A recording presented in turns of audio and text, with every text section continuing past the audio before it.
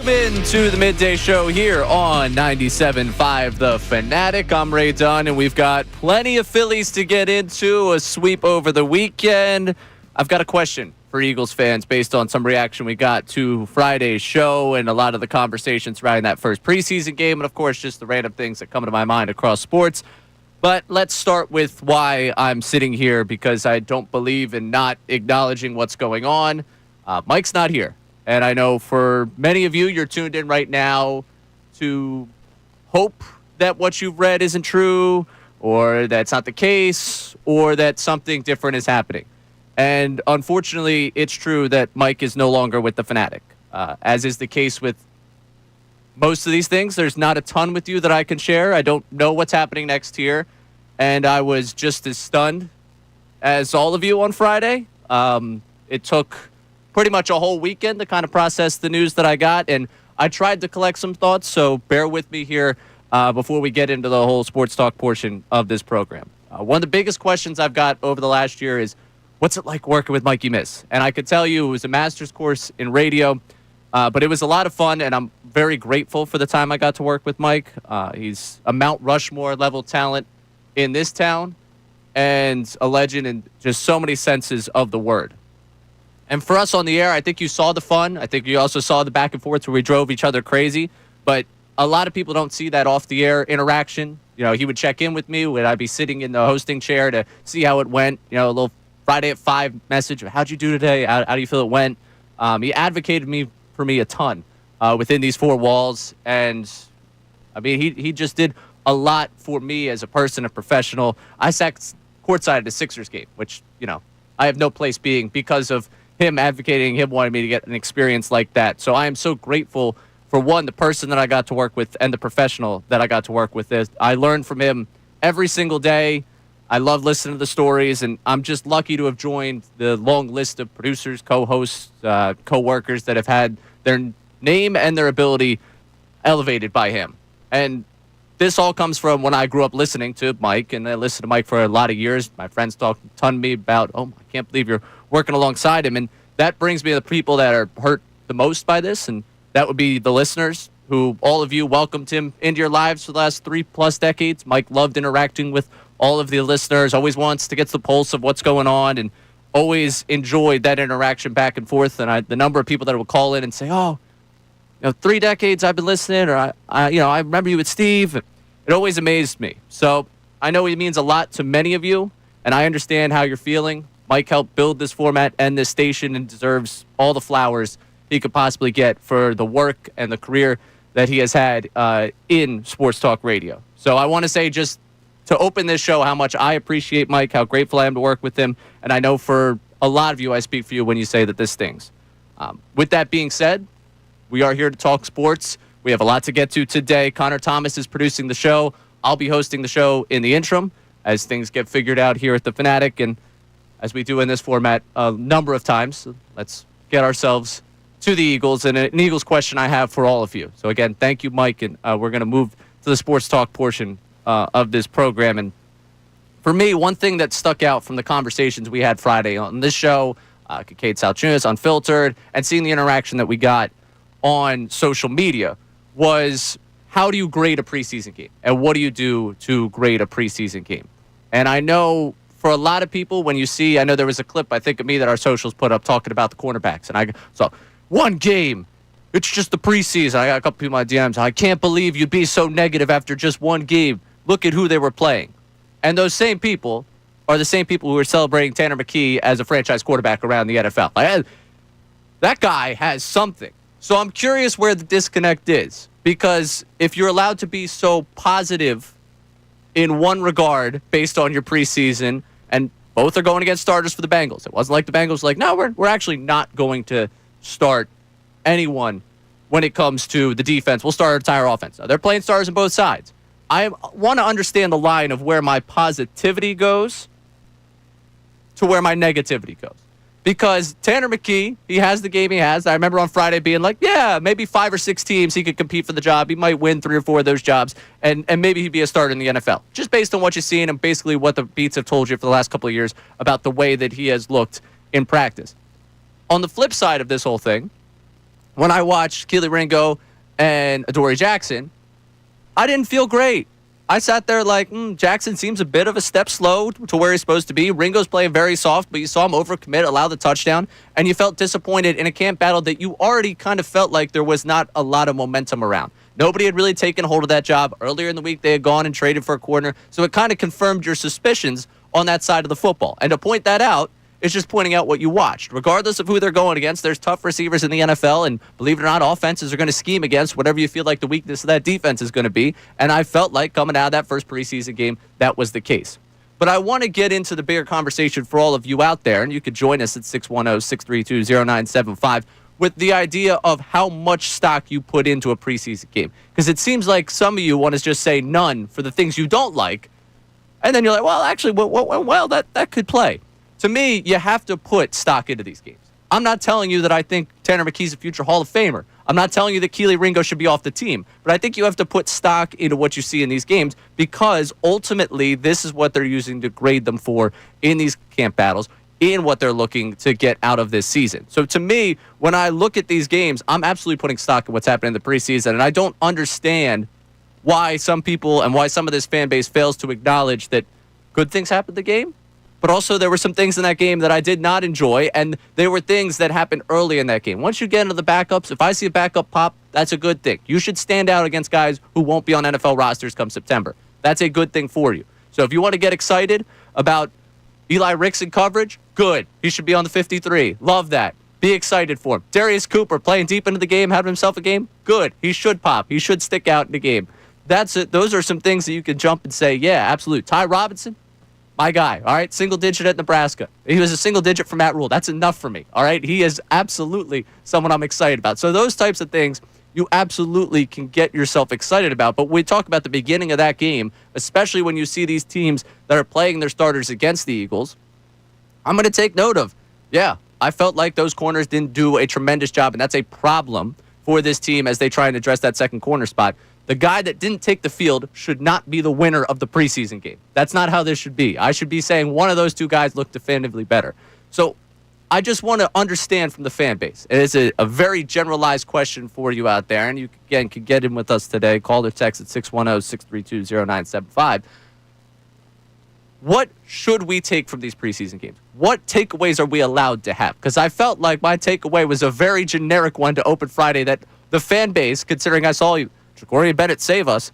And it's like, well, dude, it's one preseason. Well, dude, they're going against Jamar Chase. I don't care.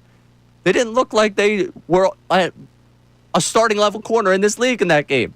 They could prove that by the end of this preseason. They could have a tremendous season by the end of the year. You come back and say, hey, Ray, you're an idiot. I'm cool with that.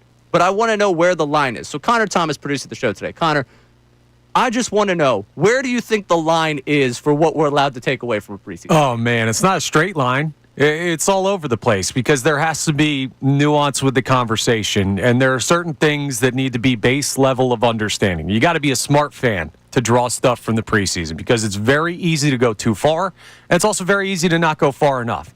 So if you're looking at, for example, the offensive scheme that was used by either team or any team in the NFL means absolutely nothing in the preseason because they don't run anything, and the defense doesn't run anything more than just like base shell coverages. So you don't look at like the overall, the defense didn't look good. But when you get a guy on an island in Keely Ringo against Jamar Chase and you see him not only get beat on a route, but then completely get pantsed on just a spin move and ball goes to the house, you're looking at a situation where you can evaluate that individual player. So I think the bigger draw from preseason games are individual efforts and also just kind of the feel for the game. Right? Not so much, hey, evaluate if they're in the right scheme. Evaluate if this dude looks like he can play. Because Keely Ringo and Adoree Jackson, they didn't really look like starter-level players at all, and they were playing other starters. For example, and you say it like that, I think it's diagnosing what's happening in front of you. I came away impressed with Jahad Campbell in that game. He just has 3 tackles, but it felt like wherever the football was going on the field, he was able to get to. He was able to find his way towards the football. You saw 30 a lot. Yeah, and that to me is something in a preseason. I'm more looking to see where you end up and how you react to what's happening in front of you, not necessarily, this is the obvious thing that they're being schemed against. No one's scheming up anything crazy. You know, you're not telling Jamar Chase to do a lot when he's going up against backups. But when he's able to succeed without doing a lot, and you see some of the mistakes that you could make against any, like if you get beat on that route by a lesser receiver, that lesser receiver can still take you to the house. It doesn't take Jamar Chase level skill to beat you on that route and take you to the house. It takes you overcommitting and not understanding where you are out there. So that, to me, is where I lined up the issue with Keely Ringo, that Adoree Jackson to me just looked a step slow. He looked a step behind, whether it was diagnosing, whether it was actually just not being quick enough to get to where he needed to be. That was the biggest thing I took from him. So I'm curious for you, at 610-632-0975, what we're allowed to take from the preseason.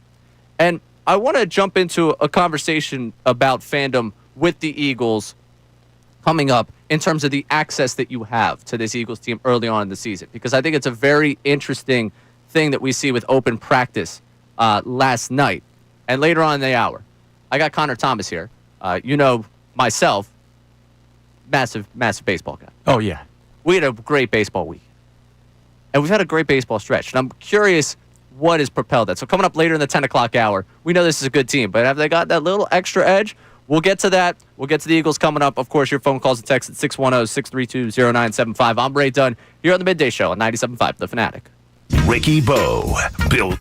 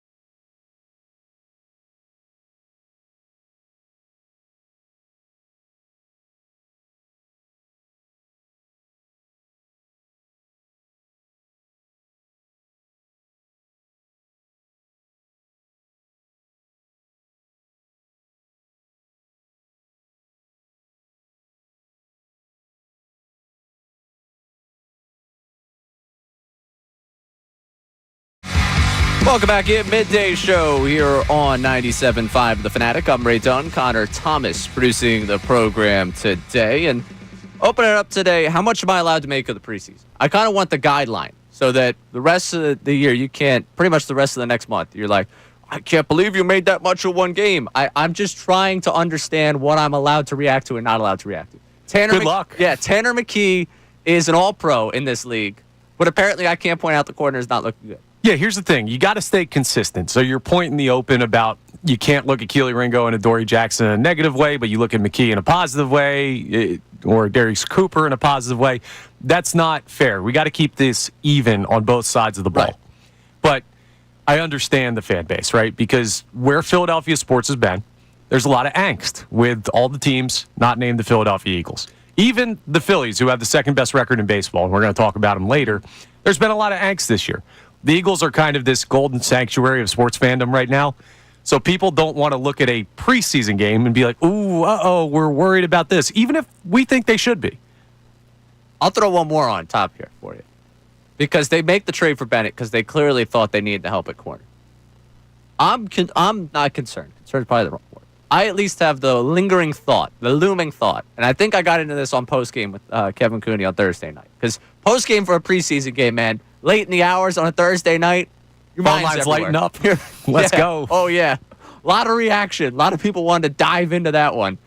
I had the thought of, did they make the deal for the corner too soon? Like, Jacorian Bennett is nice in the idea of, like, you got another body here for camp, and, like, he started in this league, so he has experience doing it.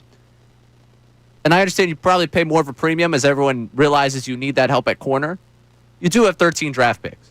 I mean, you gave up Thomas Booker IV, who by all accounts is a very good dude and was nice defensive line depth. And Vic Fangio talked Saturday about how that being, a loss for them, but not the biggest loss for them in the world that they could, absorb.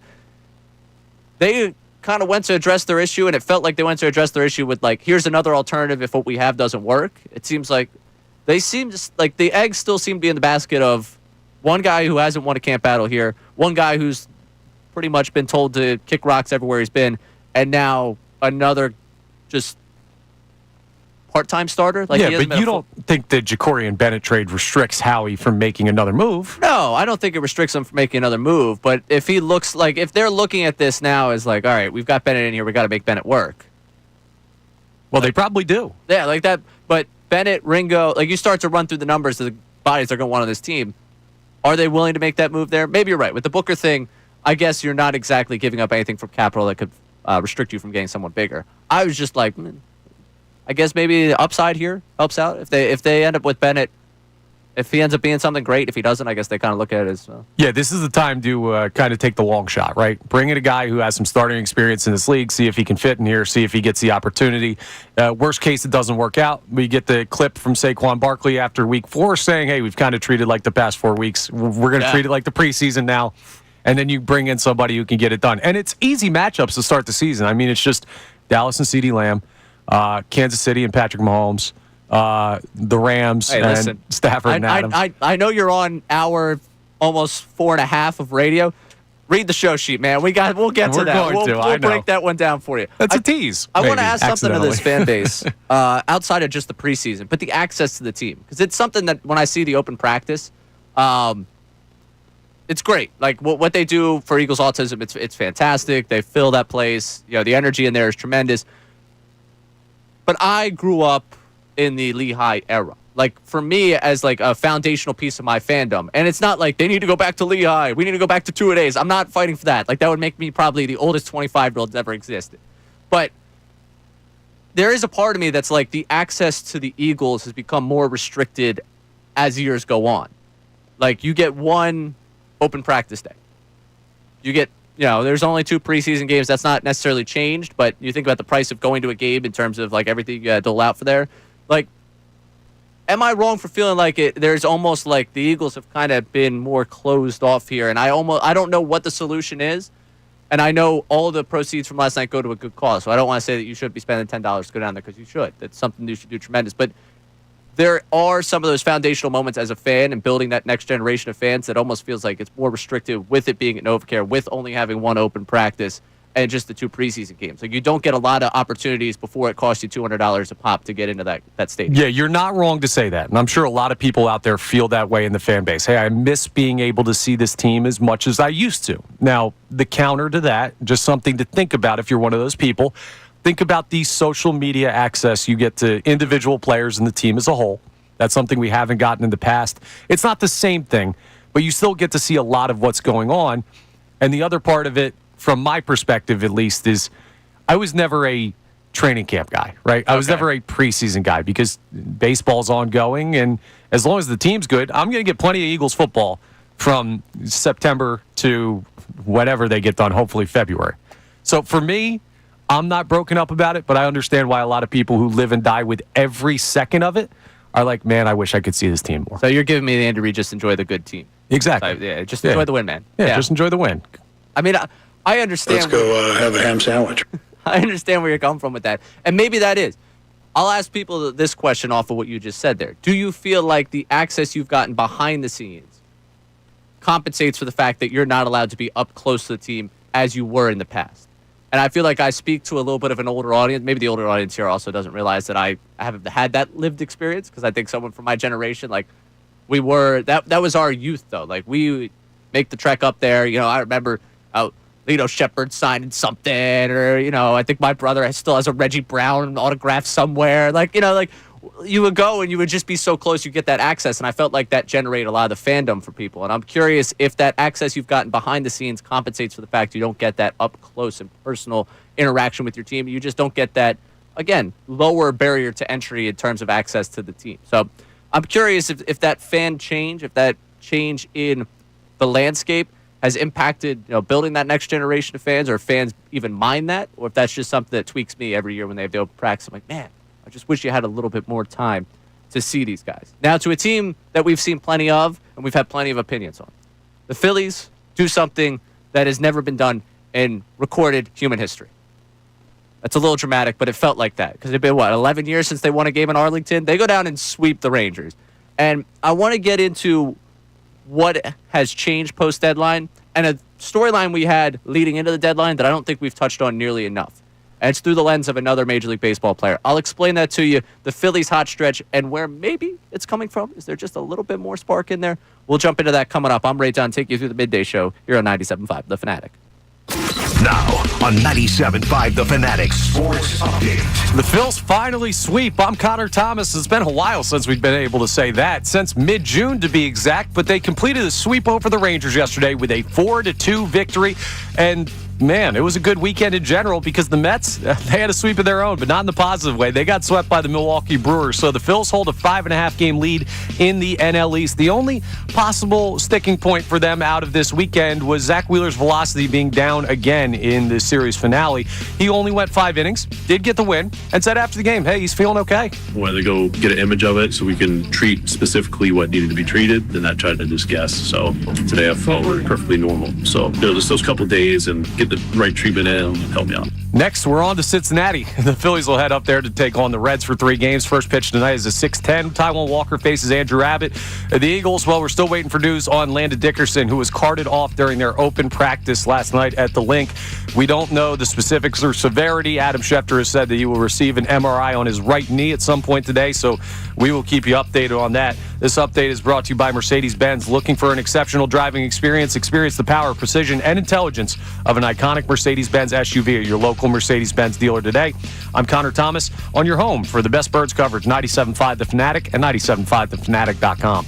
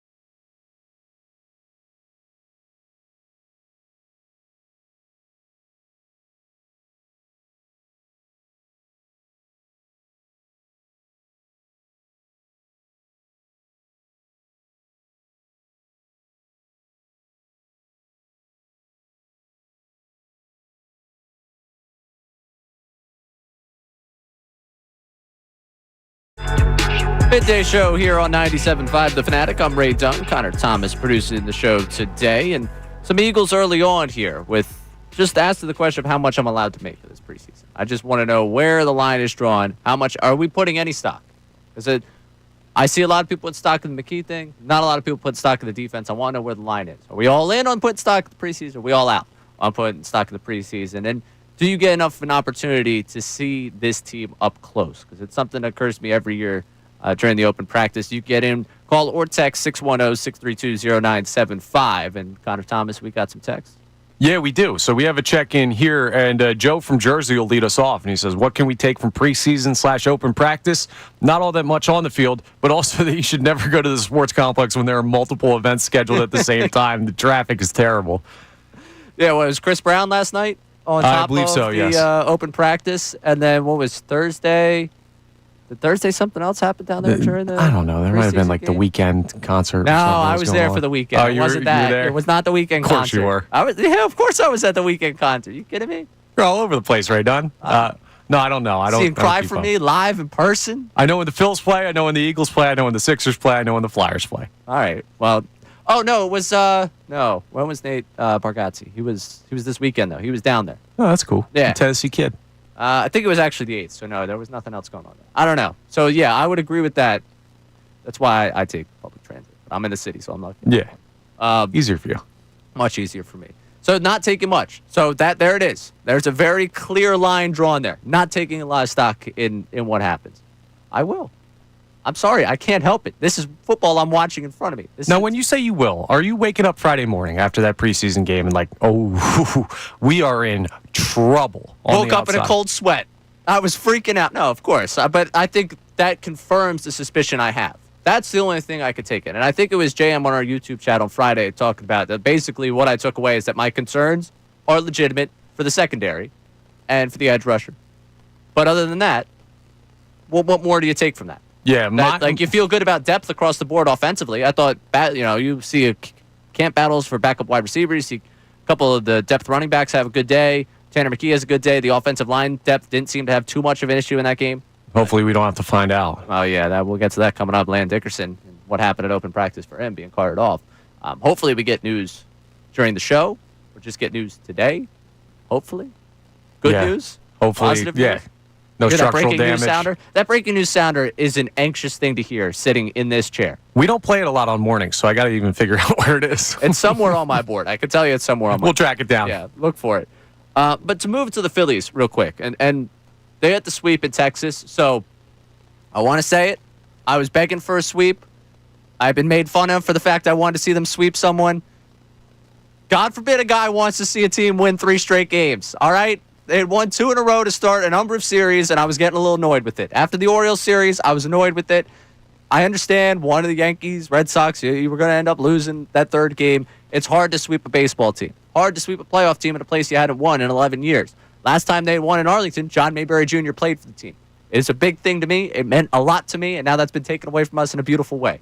They sweep this weekend, and I was just scrolling on the Abyss after they win on Sunday, and I came across, I don't know why the algorithm fed this to me, the Glory Days podcast, which if you thought Johnny Manziel needed a podcast, congratulations, because he has a podcast.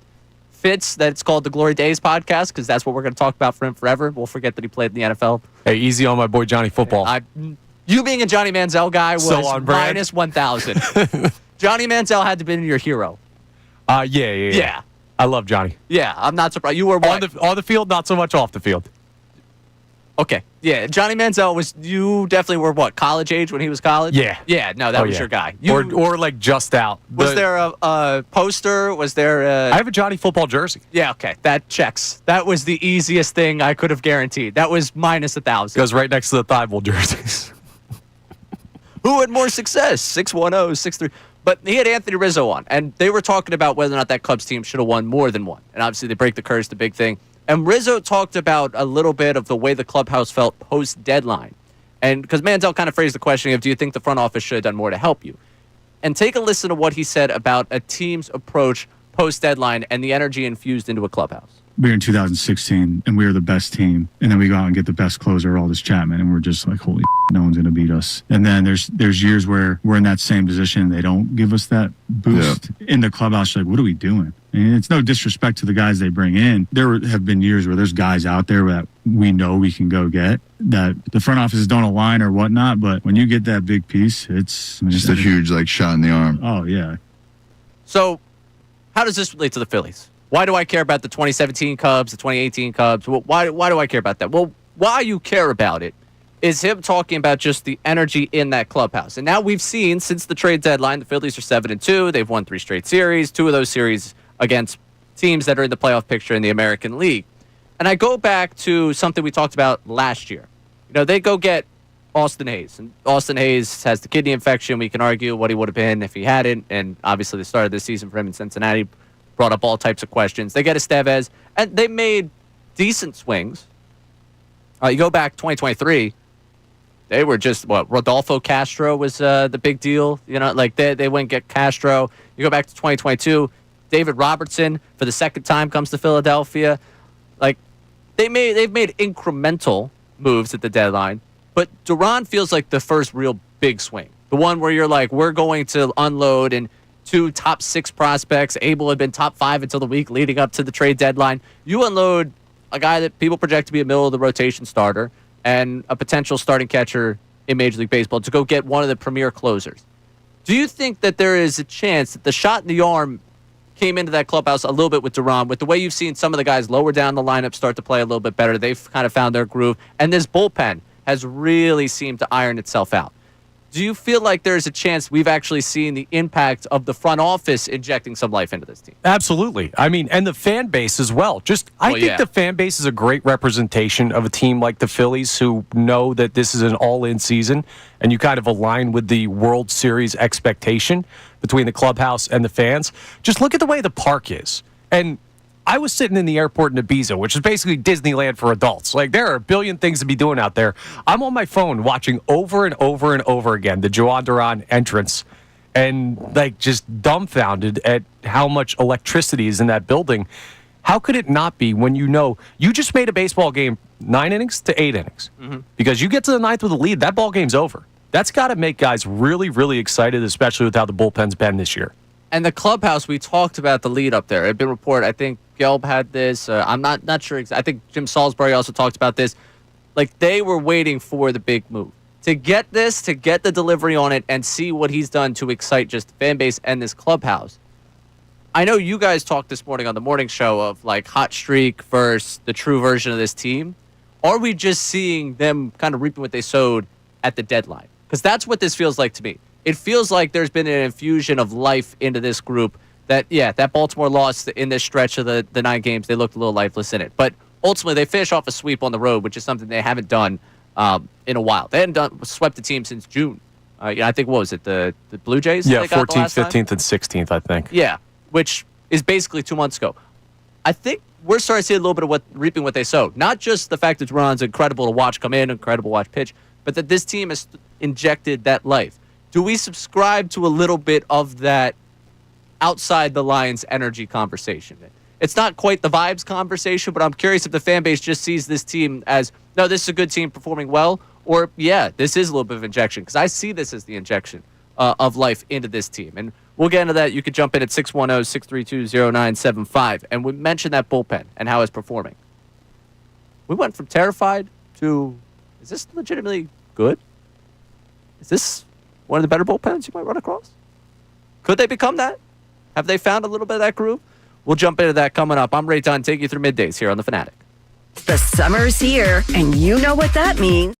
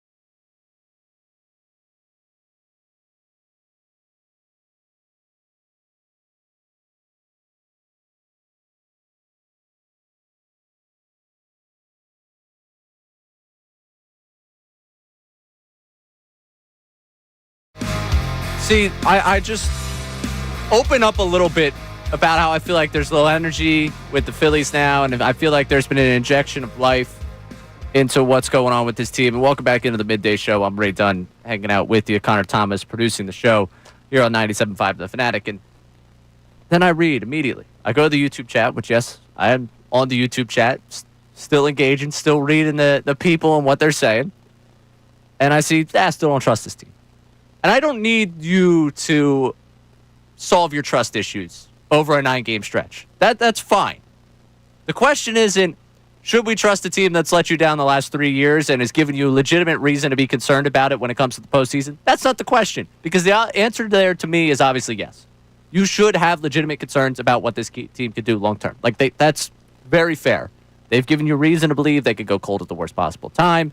You saw last year, we talked about how great that bullpen was all season, and then in one playoff series, that all can go out the window. You need to be hot at the right time. It's a horrible, horrible way to live your life of basically I'm going to go invest 7 months of my existence into this thing, and for 3 weeks, this could be the best or worst experience of my life. But that's just kind of the truth of it. That's just the nature of the game. And that's every team in baseball. Right. The Dodgers have had 100-win seasons with a lot of this core and have not won the World Series. The Milwaukee Brewers are not a good playoff team in this current era, or really any era that we've seen recently. The Chicago Cubs, outside of 2016, are one of the most cursed franchises in all of professional sports. People forget because they broke that curse, but still, not a lot of teams in the National League are rolling in saying, we always make it, we always go on a run, we're always going to be in a good spot. That's how baseball works. Dave Roberts might have lost his job last year if they didn't move. They were going into Game 5 of that series against the Padres in the NLDS, and the headline was, Roberts needs to save his job. And then they win a World Series. That's just the nature of the sport. By the way, there was a certain idiot that was like, I don't know, man. This Padres team might take him down. This could be the end of the Dodgers. Why do they need more starting pitching? Oh, who would that be? I don't know, man. I don't know. Can't check the tapes. They're all gone. Nope, I burned those tapes a while ago. But that, to me, I'm just asking more about the infusion of energy and where they get that from this group and where they found it, I think, in the Duran trade. And that's something, to me, they found. They've also found some stability in the bullpen we're going to get to. But I do want to get to the phone lines at 610-632-0975 to talk to our good buddy Greg from Bethlehem. Greg, you're on 97.5 The Fanatic. Good morning, gentlemen. It's a sad day for those of us that enjoyed the connection with Mike. He was the king. He had an ability to connect with people that not everybody has. And, as evidenced by my calling just about every day to have a short conversation. But, it's a sad day. As far as the Phillies go, the Duran trade has injected energy into the team. You can see, they seem like they have a pep in their step. They're not necessarily knocking the cover off the ball, but they're doing what they have to do. And I've been particularly impressed. It seems like we're getting more production from the bottom of the lineup, which is something that we have to be successful. Obviously the top of the lineup has to perform, but we weren't getting much from the bottom, and now we're getting more. And, that seems to be turning over a new leaf. Yeah, and I think, Greg, and I appreciate you checking. I appreciate the kind words about Mike. And, obviously that is the thing on a lot of people's minds, and I appreciate you sharing the kind sentiment. And I know he enjoyed checking in with Dr. Matt Elf every single day. When you say the bottom of the lineup, that's a big deal for this series, especially, and kind of what they're doing. Kepler with the big double when they go unconventional in the outfield. We're going to get to that coming up about the longevity of that plan. Stott having a nice weekend. Good to see him have that. Brandon Marsh, since the beginning of May, has been... Kid got hot. Really good. Brandon Marsh was pretty much on the outskirts of everyone's mind except for Connor Thomas. Listen, go ahead, take your victory lap, do it. No, there's no victory lap. Here's the thing with Brandon Marsh. Everyone's like, oh, the dude can't play at the major league level. No, that's not true. Here's what's true about Brandon Marsh. He's going to have a 1-month stretch every season where he looks like an incredible baseball player, right? And then for 3 to 4 months out of the year, he's going to be really, really up and down. And that's not something you should build an outfield around. But everyone who was like, get this guy off the team, there's going to be a point in the season where the guy swings it. He just doesn't do it consistently enough, one, for what you gave up for him, and two, for what this team needs in the outfield with a guy like Max Kepler beside him. That's all I'll say on Brandon Marsh, but he's swinging it really well right now. It's funny. Their interim manager out there in L.A. had some not so kind words for Ohapi defensively over the last week or two. I forget when it was, but I saw it and I was like, Ohapi. We're now preying on Logan Ohapi's down. No, I just mean Ohapi here would have been a bench bat. Still, he would not have supplanted JT. I mean, Marshawn has played, 14 times this year or something? Right. He would not have supplanted JT yet because, given what he's done defensively in L.A., Realmuto, this pitching staff would not let Realmuto play less than Realmuto wanted to play with Ohapi on this roster. What you probably would have gotten was more Kyle Schwarber in left field if they felt like he brought you that much pop-off as a bat. And that sounds fun, right? That's the biggest thing I'll say about that Brandon Marsh trade. I understand why people feel a certain way because you see the home runs. Pretty much your algorithm feeds you the Ohapi home runs, and you're not living the day-to-day of the Angels world. And good for you. There's no human being should really live the day-to-day of being an Angels fan. That's torture. That's just tormenting stuff. But I think that gets lost in the whole Brandon Marsh deal of we are now 3.5 years into the Marsh thing. I guess 3 years in the Marsh thing because he got here midway through that 2022 season.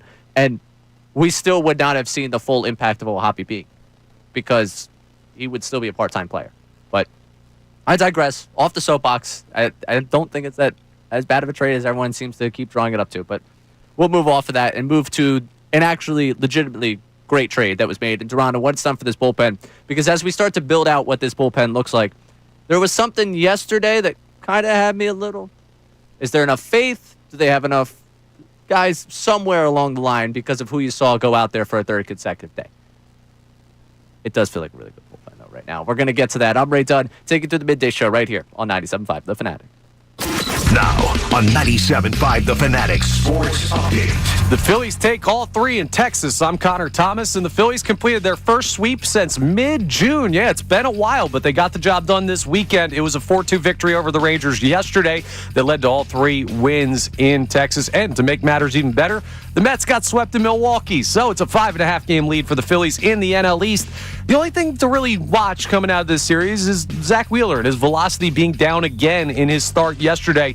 Now, he was asked about it after the game, and he talked about the shoulder and says, hey, I'm feeling all right. Wanted to go get an image of it so we can treat specifically what needed to be treated, and not try to just guess. So today I felt perfectly normal. So just those couple of days and get the right treatment in help me out.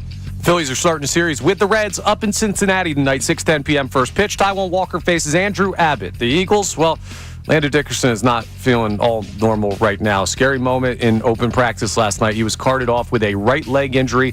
We don't know the specifics of anything yet. We know he's getting imaging today, according to a report from Adam Schefter on that right knee, so we will keep you updated as that story develops. This update is brought to you by Straight Talk Wireless. Need more data so you can stream your jam mix on loop? Switch to Straight Talk and get real unlimited data on a reliable 5G network. Straight Talk, available at straighttalk.com or Walmart. I'm Connor Thomas on your home for the best birds coverage, 97.5 The Fanatic and 97.5thefanatic.com.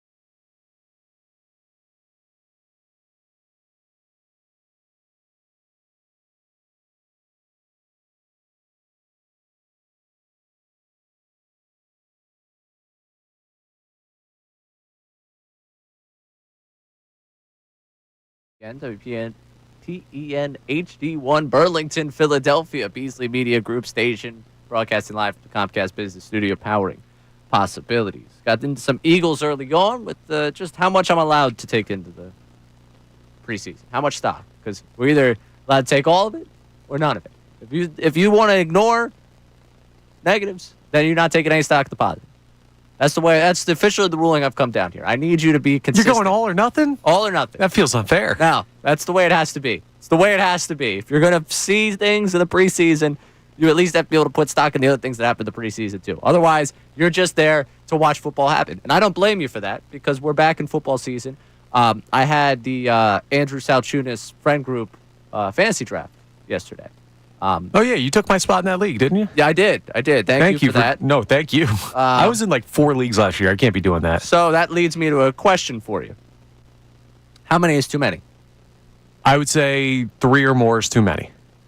1 main league, 1 like kind of I'm in it to be in it, whether that's a work league or whatever type of thing. And anything when you get into 3, at least for me, not enough brain cells to handle that. What would you think of a guy who's in 11? You're kidding. You're in 11 fantasy football leagues. Correct. Salciunas' league was the 11. Bro, you like check yourself into an institution. I think I have to. My issue is not so much that I love fantasy football, it's that I can't say no to people. Yeah, dude, I'm trying to be better at telling people no because that's how I ended up in like 5 men's sports leagues this summer. Like, so that's why I said no. Just too much going on. Sorry. 11? 11. How do you even know that many people, Ray? Are you just in random leagues? No, I know these people. Trust me. There's a lot. I mean, I could go through the list of them and all the different walks of life I've ended up in these leagues. But yeah, I'm in 11. You got to start being meaner to people. I don't think I have you it an in edge. me. I don't think I have it in me. I really don't. So God bless you. Over 3 is too many? I'm curious for people on the text line, 610-632-0975. How many is too many fantasy leagues? Because I'm clearly in too many. I'm not asking whether or not I am. Double digits is definitely too many, but I would love to know where the line is. It's way below 11. Yeah, it's become kind of a part-time job during football season for me. And the return on investment is not great. If you're in more fantasy football leagues, then the Phillies have reliable relief pitchers. You're in too many leagues. That's a good point and a great segue. Wonderful job. A1 producing. That's why this guy produces Morning Drive over here. We got into that bullpen a little bit with the Duran trade, but to go into it like big time here, the one thing that got me concerned, and like a little thing yesterday, because the weekend was so great, and you just relishing in the sweep, Strom's usage. And it's not so much that Strom gave up a run on Saturday or any of that. It's just the amount of times I'm seeing him at this point, that it's Strom, Banks, and I understand for the stretch run you're going to have Alvarado, and that's a lovely thing. I cannot wait to see Jose Alvarado for 6 weeks. Because he helps them win baseball games, and I'm good with him being back and helping them win baseball games. The issue then lies: do they have enough from the left-handed side in this bullpen in a postseason setup? And with that leads to the question of whether you believe Luzardo's past his struggles, because I think we all assume he'll be the third left-handed guy for them out of the pen leading into the postseason. So I posed that question to you, Connor, because I'm curious your feeling when you see Strom trotting out there for another day yesterday, where you feel that's going to go. Yeah, it's not a great spot to be when you look at it from handedness. And we know the Phillies love their matchups. We see it on the hitting side. We see it on the pitching side. So if your biggest concern about this bullpen is now what do they do lefty in high leverage spots, that's fair. Now, the good thing is you do have a guy in the 9th that it doesn't matter. You could be lefty, righty, ambidextrous. Joan Duran's getting you out. Right. So that takes one thing out of the equation. Then you really need an 8th inning matchup guy, and I think Matt Strom can be that. And once you get into the postseason, you kind of roll with the same guys. With the scheduling and everything, remember, it's not like 3 games in 3 days. So I think they can survive it. It's just one of those lingering issues of not building this thing right from the start that Dave Dombrowski is going to have to deal with because he didn't get what he needed in the offseason. Yeah, and you're not going to run into the 3 games, 3 days tremendously often, if often at all, in the postseason. I'm thinking about a 7-game set. Maybe if you go 3, 4, 5, depending on where it is, like maybe that ends up being it. Yeah, and remember, playoff games, there is no rule that says they have to be 3-2 in the ninth inning. Like, this offense has shown you that they can have games where they put up 7, 8, 9 on good competition. I don't know that it's going to happen when they get to the postseason, but there is a chance in that run that you get a game or two where it's like, okay, it's a laugher, it's a Brave Series 1 where Nick Castellanos turns into God on earth, and the next thing you know, you don't have to throw high-leverage guys. So is it survivable? Yes. Is it ideal? Absolutely not. And I think this bullpen is not even to the point where it's survivable at this point. I think they've found a viable bullpen. And, like, since the Duran trade, obviously that makes it a lot easier because we just found out yesterday that he's human, that there will be, base runners against him, that will happen. Because for a little bit there, I was like, this guy might never allow a guy on base again. It kind of felt that way. Yeah, he gave up a hit. Should we trade him back? Yeah. The curve Friday night, that what he hit, was it Peterson with? Whoever, or was it Friday, Saturday? One of the days this week, I saw that curveball drop in there, and I was like, oh. Yeah. It was Saturday night. Yes. That he hit with. And I was like, oh. Like, you just continue to see his arsenal across the board. You're like, all right, ninth inning, I feel great about.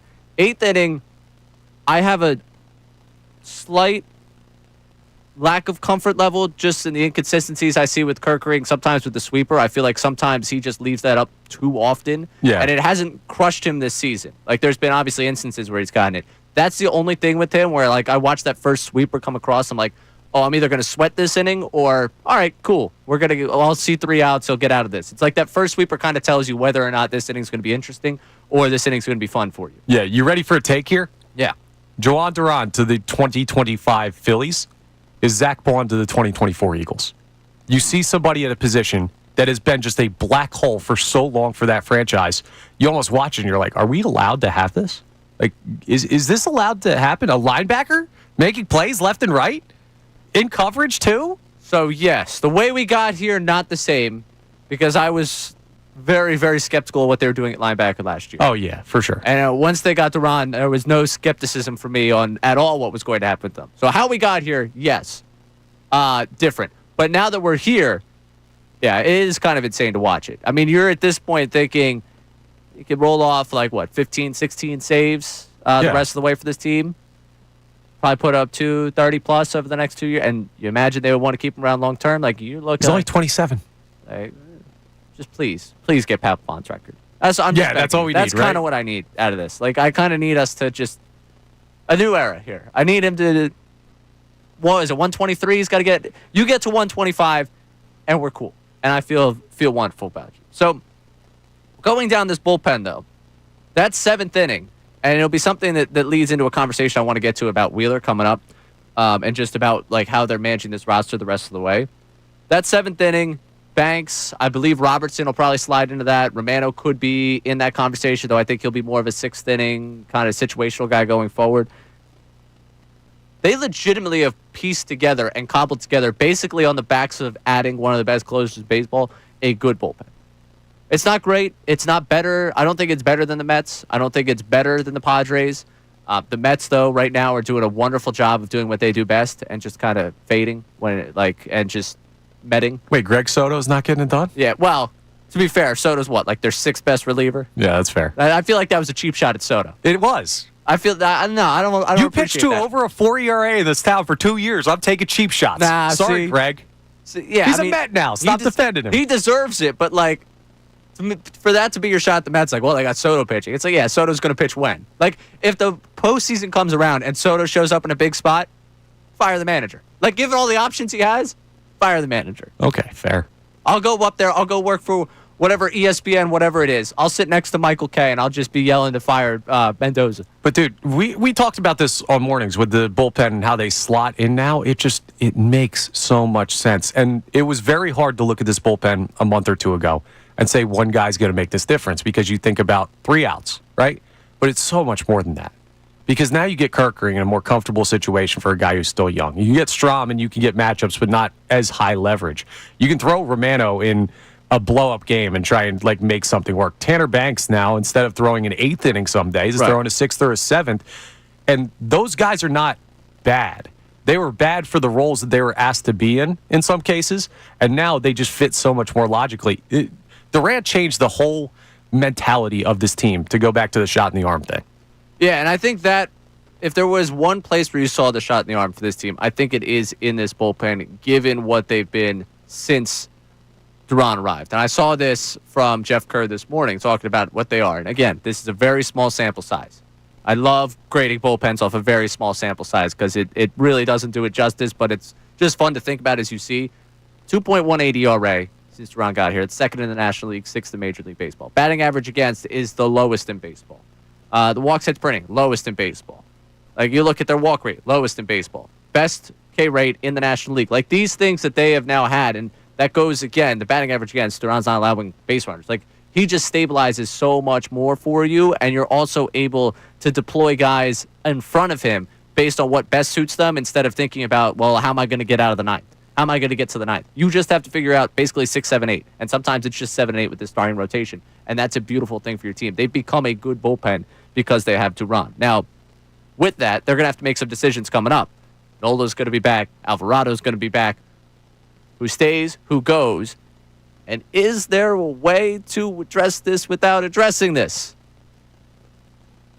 I'll go wild for a second here coming up as we continue on here. You get in with us at 610-632-0975. I'm Ray Dunn here on Middays on 97.5 The Fanatic. Do you feel unfulfilled? Do your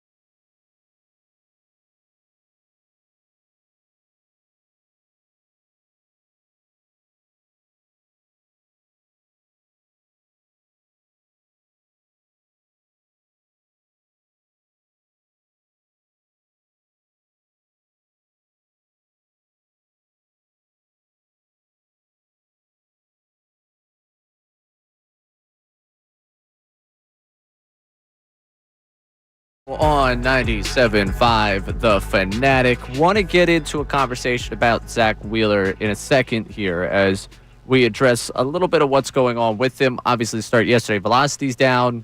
He's Zach Wheeler. I think when we went back to, it was that Red Sox start with the catcher's interference game where I was there and I'm watching him. He's kind of laboring through it, but he still gives you that chance to win. He still, I think, went 6 and allowed 2 earned in that game. And you just watch him, and it's like, this guy is still one of the preeminent pitchers in baseball. It just doesn't look as easy for him as it typically does. And since that time, we've obviously learned a little bit more about where he's at in terms of his health. And we're going to get to his shoulder in just a second. And what I would consider a wild idea. Okay, I don't want this to come across as like this is the most sound, logical thing. But this is one of those. I was thinking about the Phillies for far too long, and I galaxy brained something that maybe, just maybe, could work. But first, let's get back to the phone lines at 610-632-0975 and go to Joe in Mantua. Joe, you're on 97.5 The Fanatic. Hey, Ray, how you doing? Good. How about yourself? All right. I was going to say something about Mike, but before that, with the Phillies, I mean, I wish they had done more at the trade deadline. I mean, Harrison Bader's a good pickup. He's basically been a platoon right-handed bat. I think they need more of a steady, everyday right-handed bat out there. You like that robbed home run, though? You like that robbed home run? Well, I think the acquisition of Duran was amazing. I mean, for what they got, they gave up for him with a day to go in the trade deadline. I was expecting a little bit more. I understand. So if they had done the moves in reverse, would you be walking out of the trade deadline feeling good? Yeah, I feel good about it anyway, but I just wish they got another right-handed bat out there, that's all. I understand, and I think you're starting to see, at least with the bats that they already had, like that internal improvement line drove me nuts from Dave, and I'm glad we're not hearing from Dave Dombrowski as much, because it just was like, I'm tired of you falling on that internal improvement. However, got to give credit where credit's due for the guy. You have seen that so far with this team over the last couple months. I think also it stiffened up the middle of the bullpen. Like, you know, they can use Kerkering, Strom, Banks, and whatever earlier in the game. They're not relying on these guys. The ninth inning's a given now. You got Duran, you're bringing in a hammer. You said you want to get something about Mike? Yeah, I think what I'm going to miss. I'm listening to Mike. I'm one of them guys you mentioned earlier in the show, but I listened to him for 30, 35 years, however long he's been on. But I'm going to miss the intelligence of the conversation, and you're including that too, right? You know what I mean? It just it wasn't just hot take sports, blah blah blah. Like when there was some old lady flipping them off at a stop sign or restaurant etiquette. I'm taking the bread, Joe. I don't care. I'm taking the bread. All right? I hear you. But I think his journalistic background had a lot to do with that. And I hope, Ray, for yourself going forward in your career, you can incorporate some of that, all right? I appreciate that, Joe, and absolutely will. I think with, just working with someone, you tend to pick up the tendencies. And, I mean, I think you understand that, Connor. Just the people you work with the every day, you take something from them, and you take a lot. And, working with the guy for a year. Yeah, the morning show guys have made me nuts, so I totally understand that. But I'm taking the bread. I want that very clear. I'm not changing my opinion on the bread. Will be taken at all times. All right? And I also did promise I'm going to text him every time Harrison Bader does something well. That robbed home run, I spared him on that one. All right? And I get it with people like the underwhelming right-handed bat. But to me, Bader was basically saying, okay, Rojas is not a platoonable guy offensively in this league. Let's go get a guy who's good defensively in center field, who can hit, and also even splits. So, like, if you want to start platooning around the rest of the outfield, we'll get into that conversation. Maybe there is sense to what they did in center field. So I liked it a lot more than I think a lot of people did. Loved the Bader move. So I don't know how much you heard about what I wanted at the deadline. But I remember we were in AC, and that's all you could talk about. I was like, Bader, Connor, we're at the table Duran, here. Let's go. That's what I wanted if you were making a trade from Minnesota. And part of the reason with Bader that we talked about this on the morning show last week, that we don't evaluate enough maybe, is guys that can play in this type of market. Remember, he was with the Mets last year. He was in this division last year.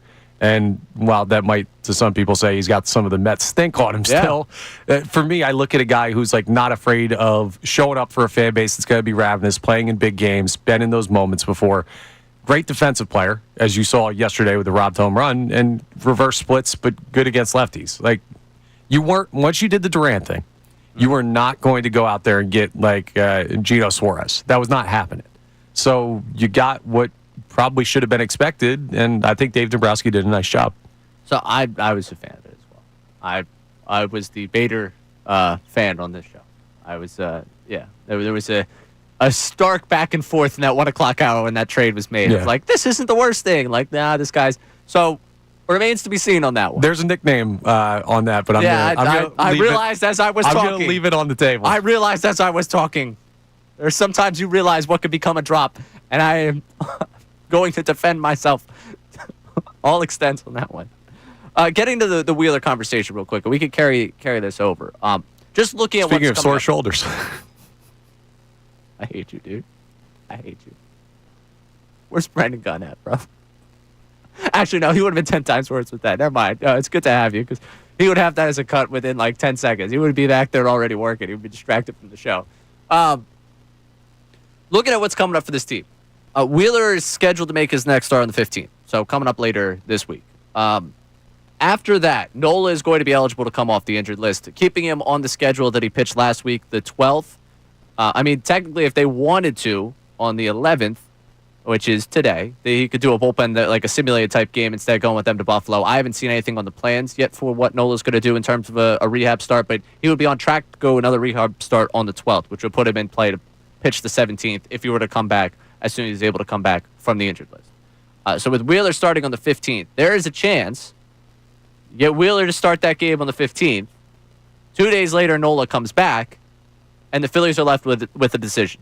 Now, Wheeler, the velocity was down, and Wheeler spoke post-game about a little bit about where he is. So let's take a listen to that first. Felt good, felt healthy.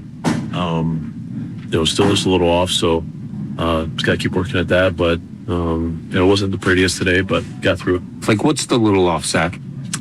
Just, I don't know, trying to figure that out, honestly. The past, 4 starts have been off, but, it's that part of the season where, the innings are starting to rack up a little bit. So, it's just catching up to me a little bit, but just got to push through it. It's all just a cycle, so it'll come back around and I'll be fine. Honestly, it's been a while. I finally just got to that point to where, we just wanted to go get an image of it so we can treat specifically what needed to be treated. Then that try to just guess. So, we did that, and today I felt perfectly normal. So, just those couple of days and get the right treatment in, help me out. So, more than likely, he makes that next start. I think that's the expectation, where he makes that start on the 15th. From that point, though, you're left in an interesting scenario where he says he feels healthy. So if he feels healthy, I have a hard time believing he is going to end up on the injured list until someone tells him differently. But if you do remember back in August of 2022, he took a month in between starts. They gave him time, and I remember that time, like, Wheeler's not pitching, this team's slipping, like, this team's not going to make the playoffs. Then there was the question of, is it even worth it for them to make the, thank goodness they did. And he became what he was in October. So right now, we've seen slips before for him in July and August, so I don't overreact to this right now as, like, this is the end of, like, Wheeler and, like, the postseason shot, and we should all be freaking out. Like, the city's not burning for me. But there is an interesting world where he makes that start, and if he still doesn't feel right after that start on the 15th, with the return of Nola, instead of having to make a decision in your bullpen because you're likely going to move Walker back to that bullpen, or if you go to the 6-man, you still have to make a decision in that bullpen, there's a world in which Wheeler hitting the 15-day injured list buys you time until rosters expand, and the Phillies look at it as a chance to reset Zach Wheeler and also an opportunity to protect all the guys they have on the roster right now. Now, for some of you, why protect some of these guys? Totally get that. I don't think that Joe Ross is spared in any of this regard, okay? I want to be very clear about that. But Rob Thompson's found some trust in Max Lazar. He likes Max Lazar. Robertson just got here. Romano, I don't think they're going to pull the plug on, because I think in their head, they're like, it hasn't worked every time. If it works enough times, it'll look beautiful. And then obviously you have your main core guys for this bullpen. They could delay a decision here. They still would have to make one with Alvarado, but they could delay one until rosters expand. And I'm curious. Coming up, I want to get Connor's reaction to that one. I also want your reaction to that with 610-632-0975. He would have to make his next start if things don't still feel right at that point. Would you be in favor of them making that type of move? I'm not saying they're going to. I'm not saying I have any information that suggests they will. I'm just looking at the way the rotation breaks out going forward, and if that would be a way to preserve making moves around their bullpen and potentially jeopardizing guys that they happen to like on the roster. You can jump in on that 610-632-0975 as we continue with some Phillies conversation. Also, when we come back, reset where we were with the Eagles earlier on in the show. I'm Ray Dunn here on the Midday Show, 97.5 The Fanatic. Now on 97.5 The Fanatic Sports Update. A great trip to Texas for the Phils. I'm Connor Thomas, and the Phillies completed the sweep over the Rangers yesterday, and it's their first sweep since mid-June. Has them at a 5.5-game lead in the NL East after the Mets got swept in Milwaukee. So just a great overall weekend for the Fightin' Phils. The only potential concern for the Phillies is something we were just talking about with Zach Wheeler and his velocity being down again yesterday in his start. They bumped him back 2 days, and, well, you didn't really see the results as far as the gun was showing the numbers. Only went 5 innings. He did say after the game he was feeling all right. Wanted to go get an image of it so we can treat specifically what needed to be treated and not try to just guess. So today I felt perfectly normal. So just those couple of days and get the right treatment in helped me out. So we'll keep an eye on Wheeler and see if the Phillies have any alternative plans for him. They start a series in Cincinnati with the Reds tonight, 6:10 p.m. first pitch. Taijuan Walker on the mound against Andrew Abbott. The Eagles had a rough moment during their open practice last night. Landon Dickerson was carted off with a right leg injury. We do not know yet the status, the severity, anything, but we do know he's going for an MRI on that right knee. We'll keep you updated on that story. This update is brought to you by Mercedes-Benz. Looking for an exceptional driving experience? Experience the power, precision, and intelligence of an iconic Mercedes-Benz SUV at your local Mercedes-Benz dealer today. I'm Connor Thomas on your home for the best birds coverage. 97.5 The Fanatic and 97.5thefanatic.com.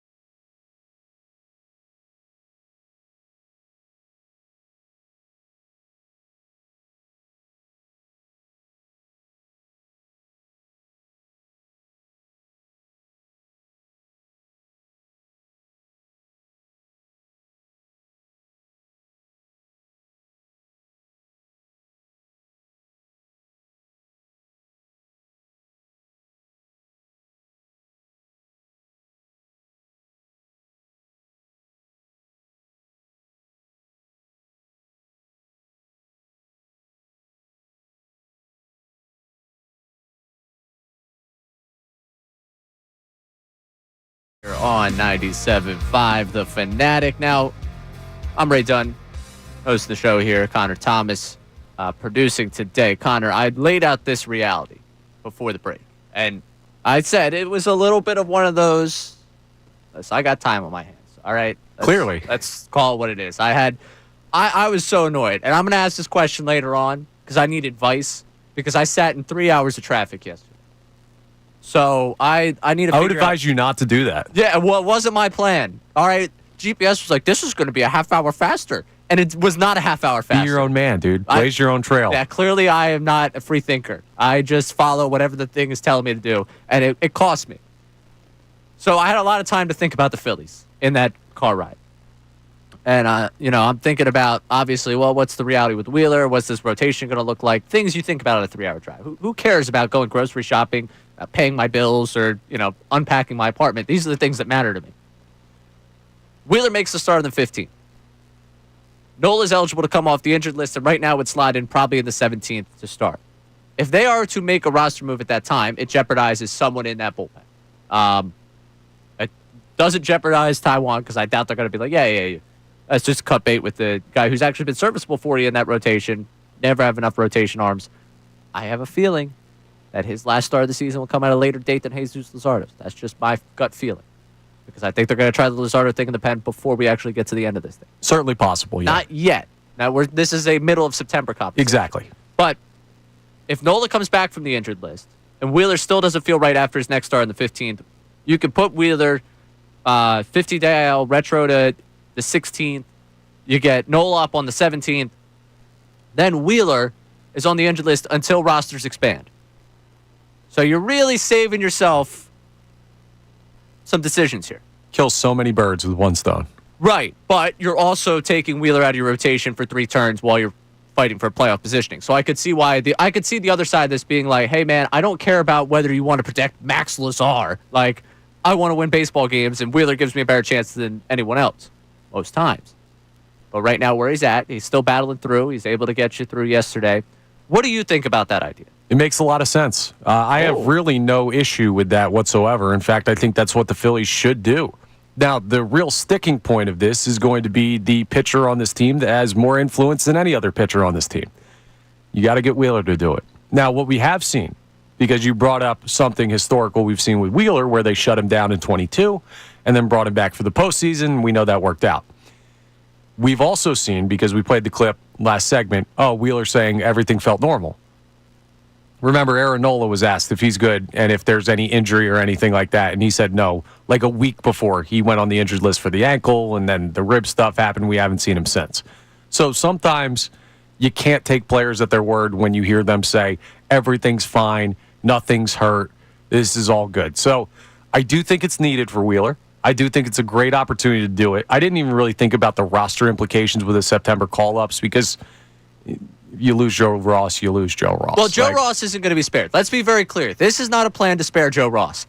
Alvarado will come back, and Joe Ross will be gone. Yes. That's going to happen. My projection on this one. Okay, That's the way I project that one out. Maybe they say, you know what? I don't know what Lazar's options status is here, whether or not they could send him down, and when Alvarado comes back and they protect Ross, I would say, what are we doing for that purpose? Like, I get it.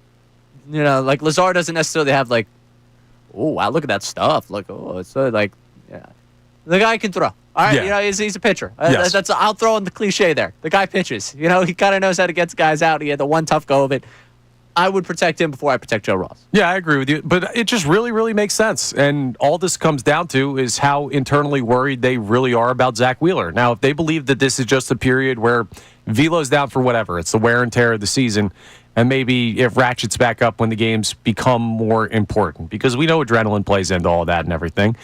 If they think he's fine and he's going to come out of this on his own somehow, then maybe they avoid doing it. But the velocity's been down for multiple starts in a row, and you don't just all of a sudden start throwing 97 again. Like, that's not how this works. So, yeah, I love it for all the reasons except for the fact that you have a series with the Mets coming up. And that's the big sticking point I was about to get to. Yes. Because this plan, in theory, for me, is like, yeah, that works. That checks. I could sign off on that plan. Right now, Wheeler is scheduled to face the Mariners and the Mets coming up. Mariners just being a good baseball team. The Mets being the team you're fighting for the division. And that is the one thing, again, where we go down this line of thinking, it makes sense from a roster construction and getting him right. But if he's telling you he's fine, how are you going to justifiably take him out of that situation? I am in favor of my plan because it's my plan. Yeah, oh, really? Mostly. But I see the other side of like, hey, man, if he says he's fine, he's my best case against Seattle. Like the way you break this one out, instead of having him on the 20th against the Mariners, you got Luzardo. Instead of having him on the 26th against the Mets, you've got Luzardo. And not that that's a bad option, but it's not Zach Wheeler. No, it's not. And I'm not a style points guy in the regular season. Like, I don't care how you do it. I don't care how you win ball games. I don't care how you win the division if you do. Like, you can win it by half a game or 100 games. But you're kind of in that point where style points are starting to matter for the Phillies. Because to make this work, the more games you can pick up on the Mets, the more comfortable you can feel making that move to the point where you can say, okay, we can survive this for a little bit. And this weekend was a really, really big step to opening the door to doing your plan. I still don't know if it's totally sane, but I'm more on your side than against you. Again, I admit that it is one of those down the path thoughts where I'm like, oh, maybe I'm just thinking too much. Maybe I'm galaxy braining this one. But if he doesn't feel right after the start of the 15th, later this week against Washington, Nola comes back the 17th. You push back everyone a day. You go Nola, Suarez, Sanchez, Luzardo, Walker, Nola, Suarez, Sanchez, Luzardo, Walker. And I want to be very clear for this. This does not play to my benefit because I'm planning to go up to New York for the game on the 26th. And one, there's a conversation to be had about whether I should be allowed to because the Mets games that I've attended have not gone my way. Yeah. So there's a legitimate question as to whether or not I should be even allowed to go up there, especially my birthday went up there and they lost. That's tough. I'm going to Washington this weekend, by the way, so we'll see if I'm good luck or not, because I was up there for the 2 games in New York that they just smoked the Yankees. Day trip? 2 games, Friday, Saturday. Oh. Come on. Enjoy the Navy Yard. Yeah, I'm going to. Oh, yeah. Good time. Good times to be had there. I could not. It's no Ibiza, but it'll be fun. I could not fully enjoy it because Too many fantasy leagues? Well, yes. Well, yes, please. I'm very interested to hear while we're on this topic because I mentioned earlier, I am in 11 fantasy football leagues. It's not something I'm I guess I'm kind of proud of. You shouldn't be. I'm like, it's kind of like one of those things like I'm a fantasy football guy, like hardcore, like I enjoy it. Hardcore, I guess, to an extent because I know I'm about to get ripped by one of our own as well. But let's get to the text line. How many fantasy football leagues is too much? I'm clearly in too much. But I want to know how many people think it's too much. Joe checks in. He says, Ray, 11 fantasy leagues. You got 2 options. Get a girlfriend or deep therapy. Connor, you're spot on. 2 leagues max. Well, second option seems probably more likely of the 2. So, yeah, deep therapy it is. Therapy's easy. Yeah. Well, finding therapy is easy. Yeah. Learning from it, personal journey. Right. Salciunas is also checking in, and he's asking you, you're in Andrew Salciunas' league from Kincade Salciunas, if all 11 leagues have some sort of a buy-in and if winning one league will cover the rest or anything like that, how much are you monetarily exposed on this one? Are you financially implicated in this? So inflation has hit my fantasy football leagues because I am in a number of leagues that have decided that apparently everyone started making money. I missed that part where everyone that I grew up with just started making money and was like, yeah, our $25 buy-in is now $50. It's like, I didn't budget for this one. Like, so yes, I think all but like my family does one I think is just to brag. So maybe like 10 of the 11 are buy-ins. And I think winning one probably covers me for everything else. Okay, cool. Well, then you're all right. No, it's 9 of them are. Because another one is if you come in last place, you have to buy dinner for the winner. We're going to Don's Steakhouse for that one. Yeah. Shout out McDonald's. That one's I don't know if you heard my conundrum last year, the couples fantasy football league. Oh, jeez. I entered a couples fantasy, like my friend group. There were a dozen couples, and in 2023, they started it. In 2023, my relationship ended mid-football season. And they wanted to keep me in the league for 2024, so I had to find someone to be another woman to take care of the team for me in 2024. And they've kept me in that league I nearly won it. Nearly won it last I'll be your year. +1 legal partnership. Me and Ray Dunn running fantasy football. Sounds like fun. I think I've got it covered for the season. Thank you, though. I appreciate it. Yeah, so that one you have to losing couple has to buy the winning couple dinner. Yeah. Sounds awful, honestly. It's actually a lot of fun. I enjoy it. All right, coming up, I promise we reset, get back to some of the Eagles conversation we got into earlier today. And Vic Fangio spoke over the weekend, which I was waiting for.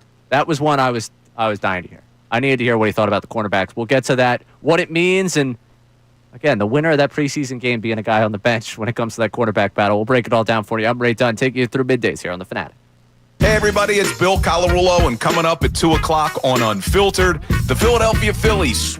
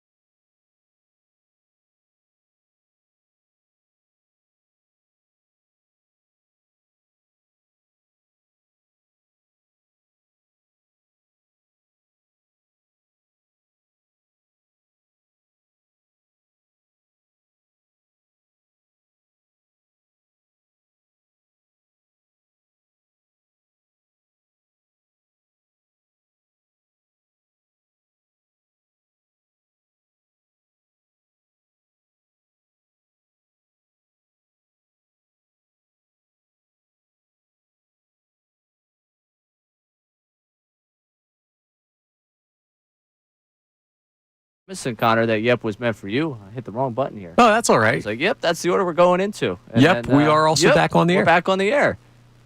Things you do sitting in this chair.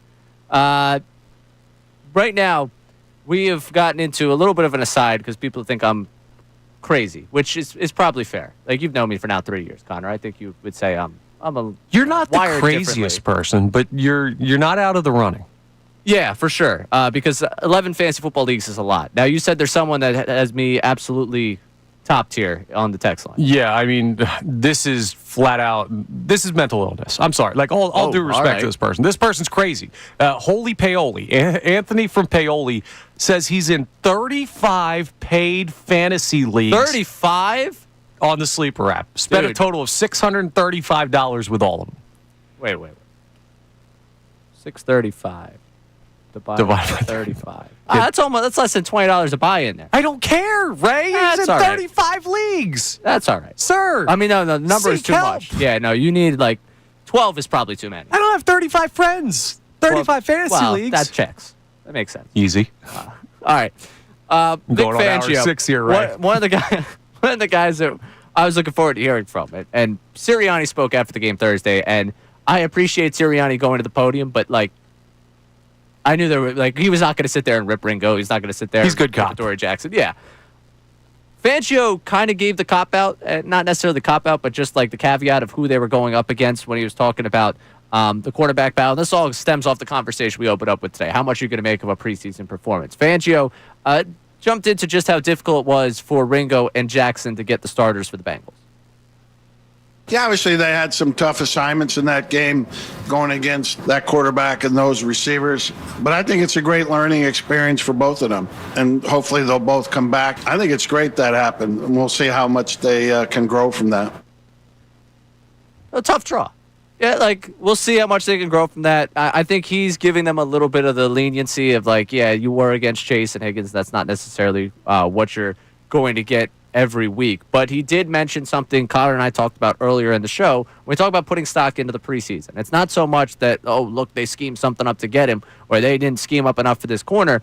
It's about just what looks like the instinct of you out there playing on the football field. Do you find yourself out of position more often than not? And Fangio got into what upset him most about Healy Ringo's performance. I'm not upset that the guy caught the ball on him. I'm upset that he didn't tackle him. And he's got to realize where he is on the field, use the sideline, realize who he's going against. You know, those are all things you got to process and factor in a millisecond. And he didn't do a good job of that in that play. But I expect him to learn from that. And I expect him to improve from that.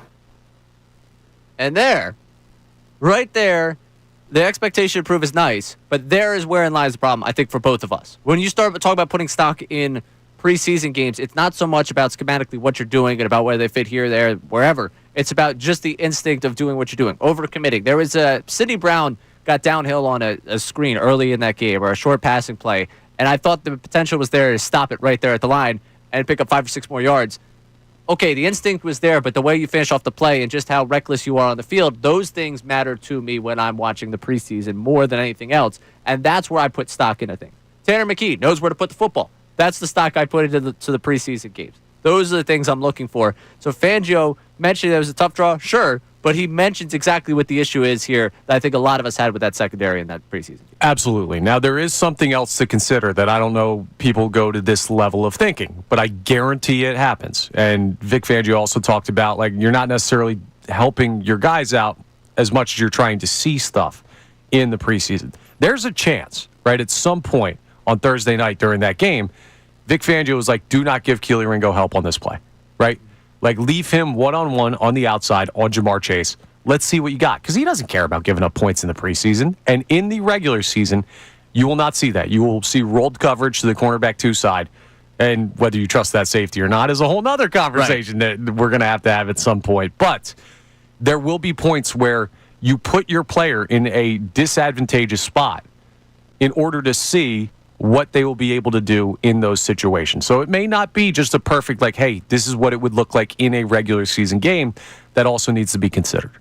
And now, those 2 players, while we talked about how much you put into the preseason, have the mark against them of what happened against Cincinnati. Cleveland is a different story. But Ja'Cory Bennett's going to get an opportunity here, and we're going to have to grade on the curve there. I think that has to be the agreement amongst the fan base for whatever happens Saturday. If Bennett ends up looking great against backup Brown receivers, I think we have to I understand. Shador Sanders. Yeah, he's the next best thing, right? Shador Sanders had, the preseason debut of all preseason debuts. There's never been a more impressive preseason debut than what you got from Shador Sanders. That's just what I had NFL Network on, and I think it was Saturday night, and it was just tremendous. The guy, just amazing. Wonderful. Yeah, he's getting comps to Tanner McKee, I'm hearing. Both future Hall of Famers. And I'm sorry. I understand it's a big talking point for a lot of people. The Sanders thing for me, he had an interaction with a radio host, with a reporter, things that happen in the locker room all the time. His crew being there filming it, yeah, it's annoying, but this is the experience. He is not going to be the last. He's not going to be the first. This is just the Shador Sanders thing. It really, I can't muster up the energy to be upset about. Me either. It doesn't bother me at all. Did the radio guy get fired? I don't believe so. No. Okay, in that case, we say something about an athlete calls us out on it. Okay. It's the nature of the industry. It's a shame that they've got a camera everywhere and he's filming it, making it like a big, oh, look, I got it. Tough. He could have said that, he could have gone up to the podium and had that same back and forth, and it would have been in front of anyone anyways. He wanted out there. He wanted to defend himself. Radio guy still has a job. All right, it's over. Move on. I'm sorry. I can't muster up the annoyance over. We got enough stuff to be annoyed about and worried about in this city. So that's coming up on Saturday. The Shador Sanders show will be here. But for Ja'Cory Bennett, being with the ones early on open practice, being with the ones early on in practice following this, basically this job opens up as does he now have the inside track, do you believe, or does Ringo still hold that inside track? Because I feel like Ringo's the one they're rooting for to win the job prior to this trade. I think it's Bennett. I think Bennett has the inside track. He has to, because they wouldn't have brought him in if he wasn't going to get it, right? They already saw that. It was reconfirmed on Thursday night. He's here to be a savior. Now, what level of savior? Is that for a game or two and then we reevaluate in the regular season? I don't know, but he's supposed to be the guy, or else he would not be on this team.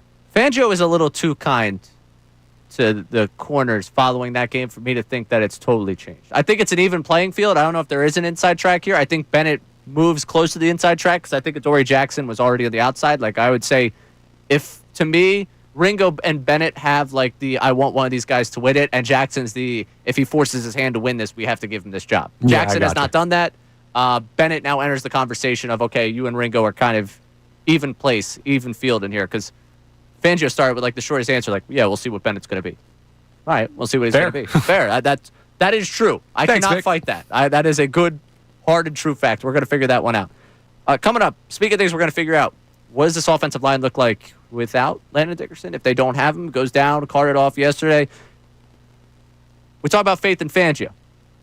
Stoutland U. Student going to have to be accelerated here? And does that impact some of the short yardage plays, i.e. push, without Landon Dickerson? We'll get to that coming up. I'm Ray Dunn here on 97.5 The Fanatic. Now on 97.5 The Fanatic Sports Update. A series sweep for the Phils. I'm Connor Thomas, and the Phils got the job done in Texas in a big way over the weekend. They took down the Rangers in all 3 games. It's their first sweep since mid-June. That one was against the Blue Jays, and it feels like it's been years, not just months, since we've seen it. But it was a great time to do it because the Mets got swept up in Milwaukee, and that means the Phillies have a 5.5-game lead in the NL East as we sit here today. The only potential sticking point from this weekend's action was Zach Wheeler's velocity being down once again. He only went 5 innings, but he did say after the game that he was feeling all right. Wanted to go get an image of it so we can treat specifically what needed to be treated, and I tried to just guess. So today I felt perfectly normal. So just those couple of days and get the right treatment in help me out. Next up is 3 games against the Reds. That series starts tonight, 6:10 p.m. first pitch up in Cincinnati with Taijuan Walker on the bump. Andrew Abbott goes for Cincinnati. The Eagles had a scary moment during their open practice last night as Landon Dickerson was carted off with a right leg injury. We don't really know the specifics of it yet or the severity. Adam Schefter reporting that he will have an MRI on his right knee at some point today.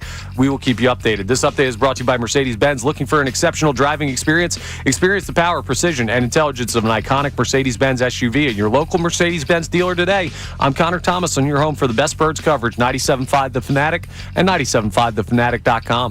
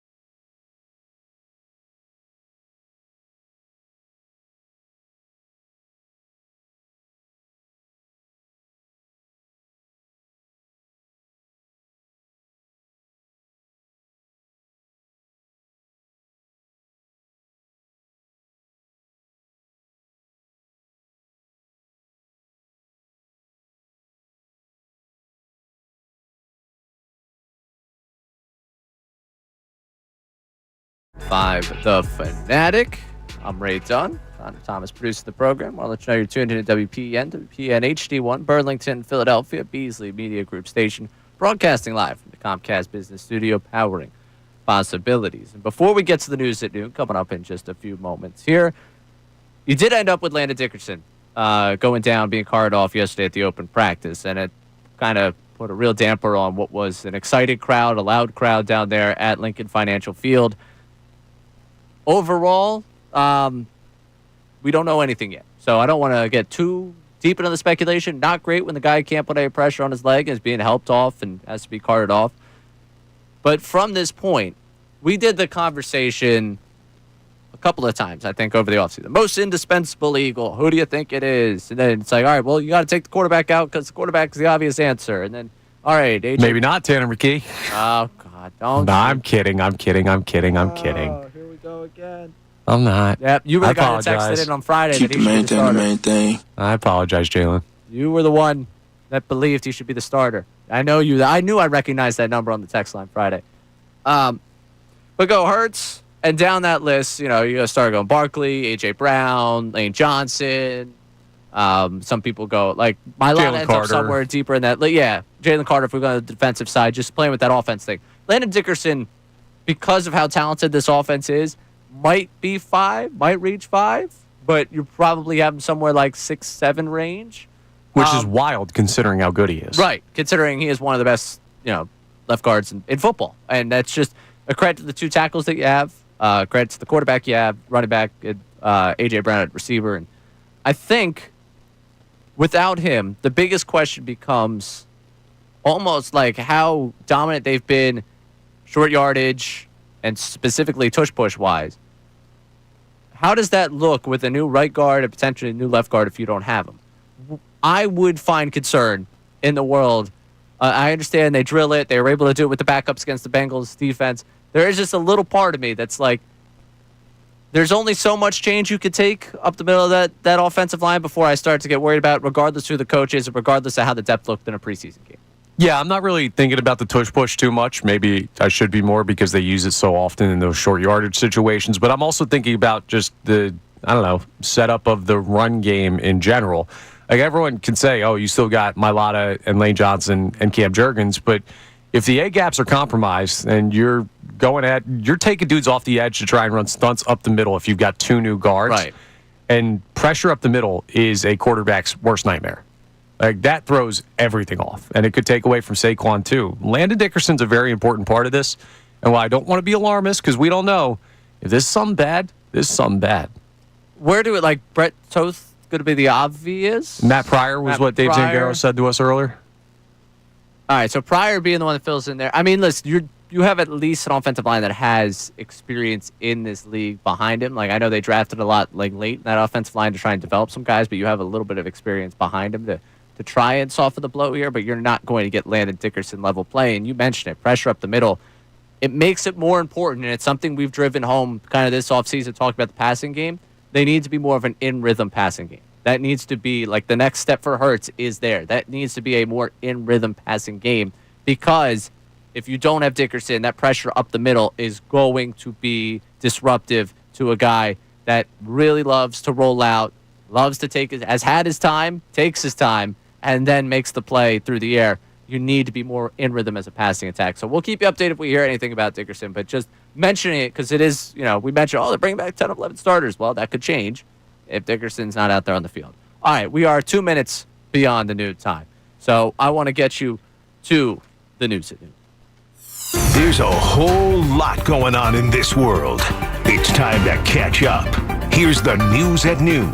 97.5 The Fanatic and 97.5thefanatic.com. Hello, Ray. Hi, Connor. We have some fun stuff here for you today, starting with something that happened in a preseason football game between the Jaguars and the Steelers. If you have not heard it, well, it's not a new NFL record because it was a preseason, but it would have been. Cam Little, the kicker for the Jags, 70-piece. Holy smokes. They got a shot. He just kicked a 70-yard field goal. Are you kidding me? Crazy. I've never seen that. The NFL record. That would be an NFL record. In the first half. Holy smokes. That's unbelievable. And I got to tell you, exceptional call there for a preseason game crew. Yeah, great call, a great kick. I know where this is going. I heard you guys this morning. It is, as Tim Kelly put it, one of the things you'll mention when you talk about great field goal kicks in NFL history, with the asterisks that it happened in a preseason game. It is not the new record for me. Count the record. No, it has to happen in the regular season. It has to. If they hit a 600-foot home run in spring training, you would mention it, but it's not the longest home run that was hit in a Major League Baseball game. I'd still count it. If someone hits one 600, we're counting it. If someone kicks one from 70, we're counting it. In my book. My book of records, he's got it. Now he's proven he can do it. Go out there and do it in the regular season. That's a fair point. You got to make a second 70-yarder. Maybe he will. Prove it. That's insane, though. Like, I remember, it's nuts, dude. What was it, Jankowski? They had line up like from 76? Yeah, something ridiculous. That like it was like, what are you even trying here? Well, that's just flat out stupidity. But still. But 70 feels like stupidity until it happens. I love it. I wonder, like, 10 years down the line, what we're going to see. What the level of potential kicking distance is. Right. Have we tapped into the full potential of kickers in the National Football This is what the people want to see. Kicking. People very far love away. special teams. It's your favorite part of the game. They don't call it throw ball. It is football. Speaking of football, we're going to stay with it, and we're going to take a look down to Dallas. And no, it's not Jerry Jones, and no, it's not Micah Parsons, even though that's still a weird situation. CeeDee Lamb was not playing in the Cowboys preseason game, but he did have an impact on the contest.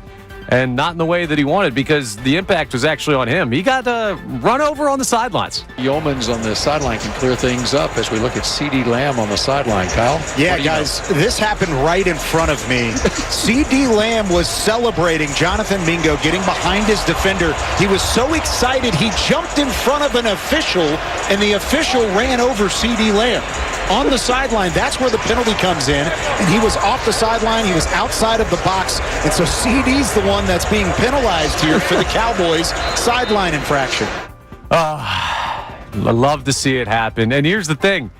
That ref actually laid a pretty solid hit there while he was on his run up the sideline. So if the Eagles need linebacker help, a little bit of depth, he is available. I checked. No contract with a professional team, that referee. But CD, if you haven't seen the video, go ahead and check that out. He got crushed, man. He got crunched. I hadn't seen it until you told me about this. And oh my. Like that. Honestly, forget the linebacker help. Get me a little safety help there. Yeah, dude. Can he play safety? There's an open competition. Doing a really good job of tracking the football there, running with his eyes. I'd like that. And he had knocked out CeeDee. He crushed it. Yeah, dude. So stay on the sidelines if you're on the sidelines, even in the preseason. So if that happened regular season here in Philadelphia. Yeah. That dude's caught. I don't care who it is. The fan base will lose it.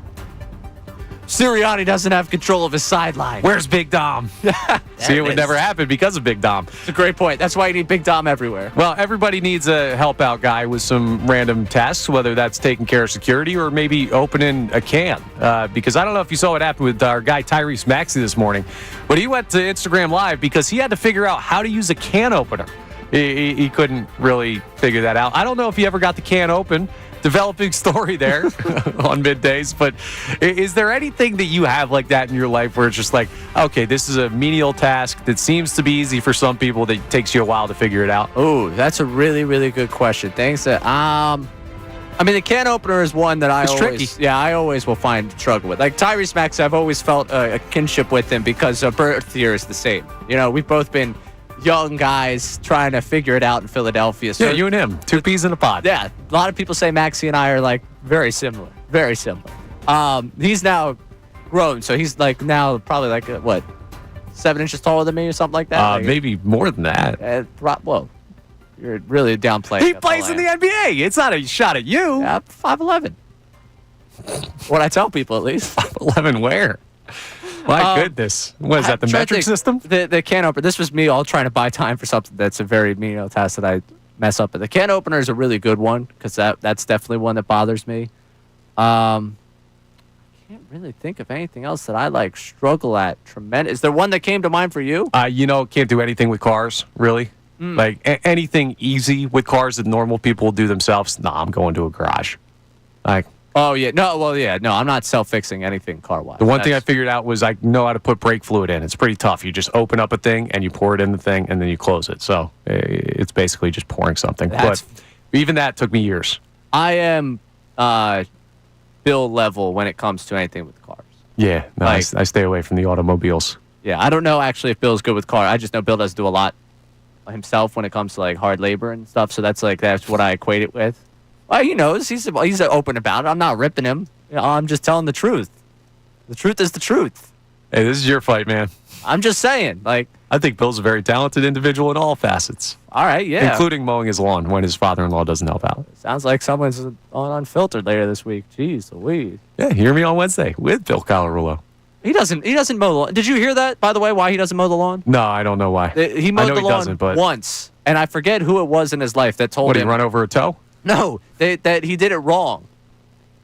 It didn't look good. And from then on, he's been scarred. Just in general. There he is. You got to get back on the horse there, Billy. I was wondering. It's 12:08. He's a little late today. Kind of thought, you would have been here an hour and a half ago like you typically are.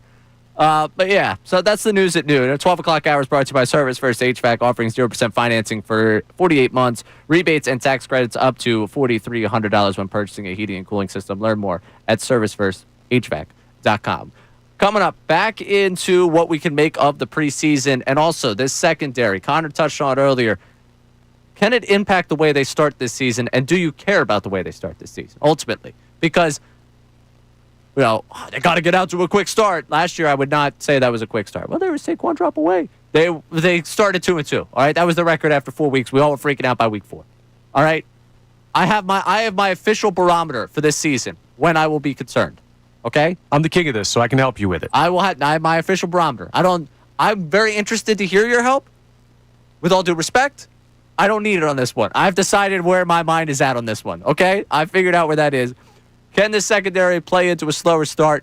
And how much do you care with that regard? I will give you my barometer coming up next. I'm Ray Dunn, taking through middays here on 97.5 The Fanatic. Monday, August 11th. The Phillies went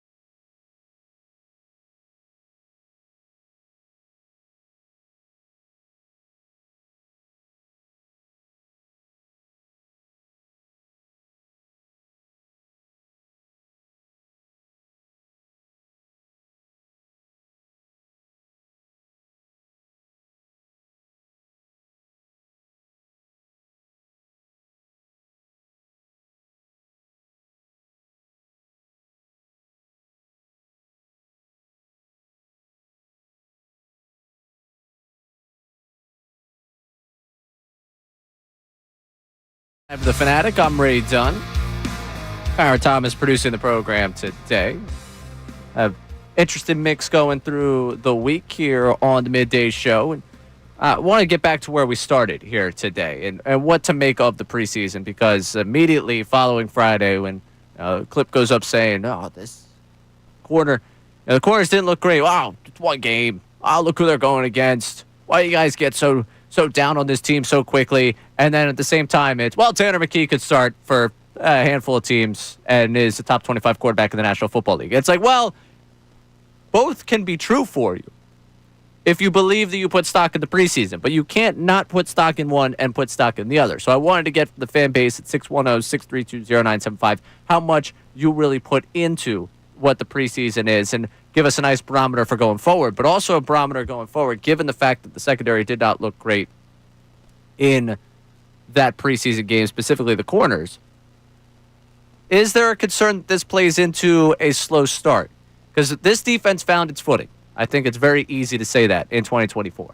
Can they find it to that extent this upcoming season? It's going to be tough to replace a lot of what they lost on that defensive side of the football. But as they're trying to find that footing and try and find what they are early on this season, they have not been given the benefit of an easy schedule as it goes through the air. Week 1, CeeDee Lamb, George Pickens, you got Jake Ferguson, obviously Dak Prescott coming back for Dallas.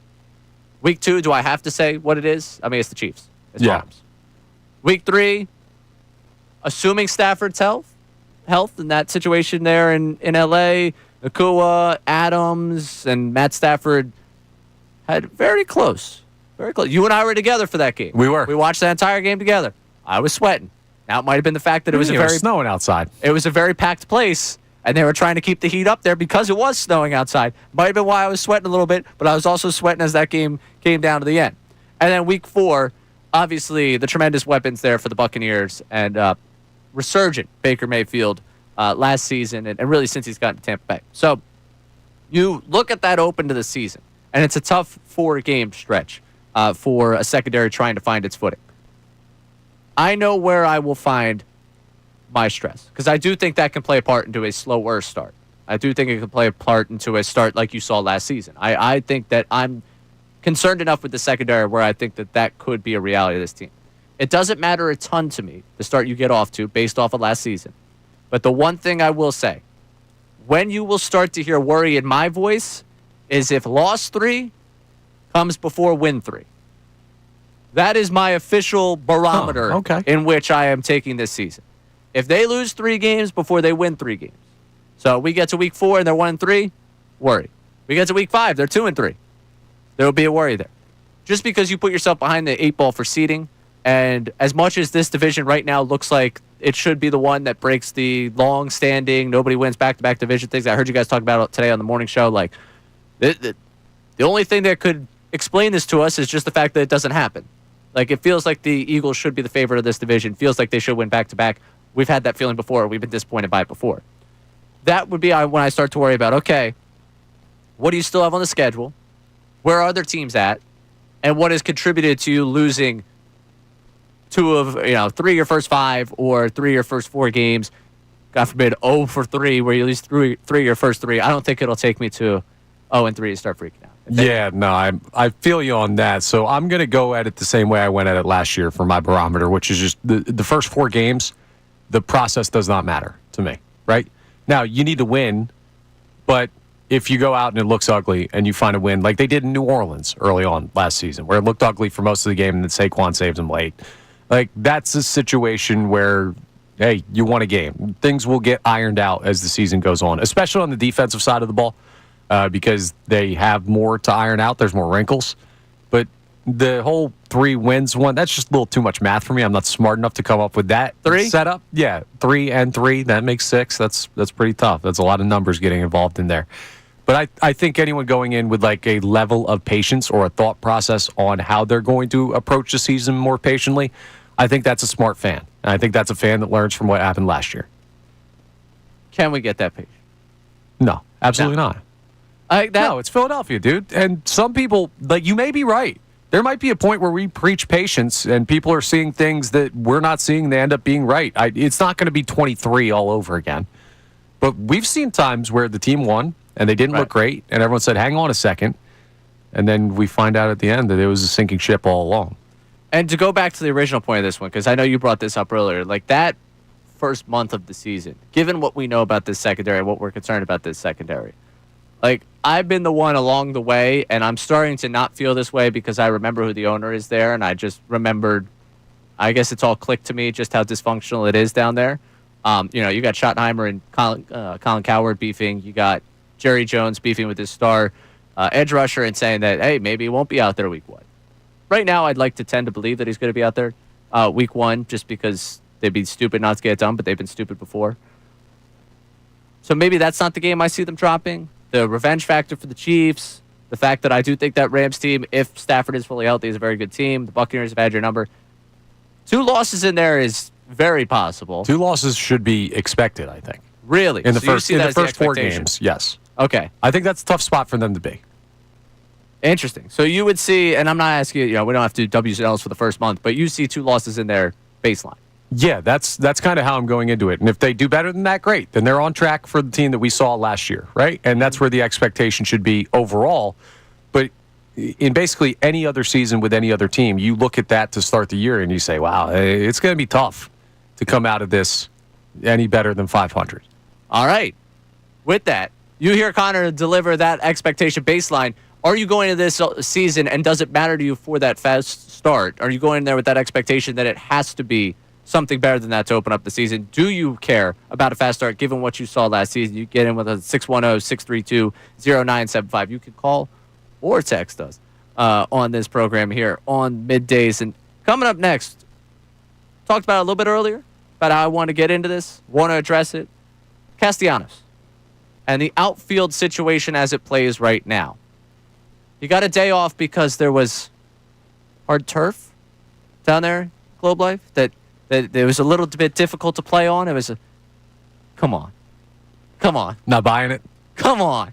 That's the line we're going with, Rob? That's the line. Thompson, how much time did you have to come up with that one? You're like, the turf's a little bit hard. Come on. What is this, the vet? What are we doing here? What? Could you not come up with a better lie? You're trying something new. Oh, we're going to protect the veteran. You think he doesn't think we all know what's happening? All right. Is it something that's sustainable? Would you be concerned about the way it plays with Castellanos, with this clubhouse? And is it even worthwhile? We'll break all that down coming up. I'm Ray Dunn, taking you through middays right here on 97.5 The Fanatic. Now on 97.5 The Fanatic Sports Update. The Phils are building on their lead in the division. I'm Connor Thomas, and the Phillies, well, they completed the sweep over the Rangers yesterday. They had a nice victory in the final game down there, and it's their first sweep since mid-June. Yeah, it's been a while. Has them with a 5.5-game lead in the division after the Mets got swept in Milwaukee. So the NL East is looking pretty darn good for Phils fans right now. Zach Wheeler, well, he's looking okay. And normally okay is not what we expect from Zach Wheeler. But with that shoulder soreness, his velocity was down again yesterday in his start. He talked after the game, and he did say he was feeling all right. Wanted to go get an image of it so we can treat specifically what needed to be treated, and not try to just guess. So today I felt perfectly normal. So just those couple of days and get the right treatment in help me out. Might have felt perfectly normal, didn't look perfectly normal, so we'll keep an eye on Wheeler. The Phillies start a series in Cincinnati with the Reds tonight, 6:10 p.m. first pitch. Taijuan Walker on the mound against Andrew Abbott. The Eagles had a scary moment during their open practice last night. Landon Dickerson carted off with a right leg injury. We don't know the specifics yet. We're still waiting on that news. Adam Schefter reported earlier that he will have an MRI on that right knee. We'll keep you updated. This update is brought to you by Electrical Workers Local 269 and the Electrical Training Alliance, the International Brotherhood of Electrical Workers Local 269, NECA, and the Electrical Training Alliance can offer a career with no college debt. To learn more, go to IBEW269.com. I'm Connor Thomas on the home of the best Birds coverage, 97.5 The Fanatic, 97.5thefanatic.com.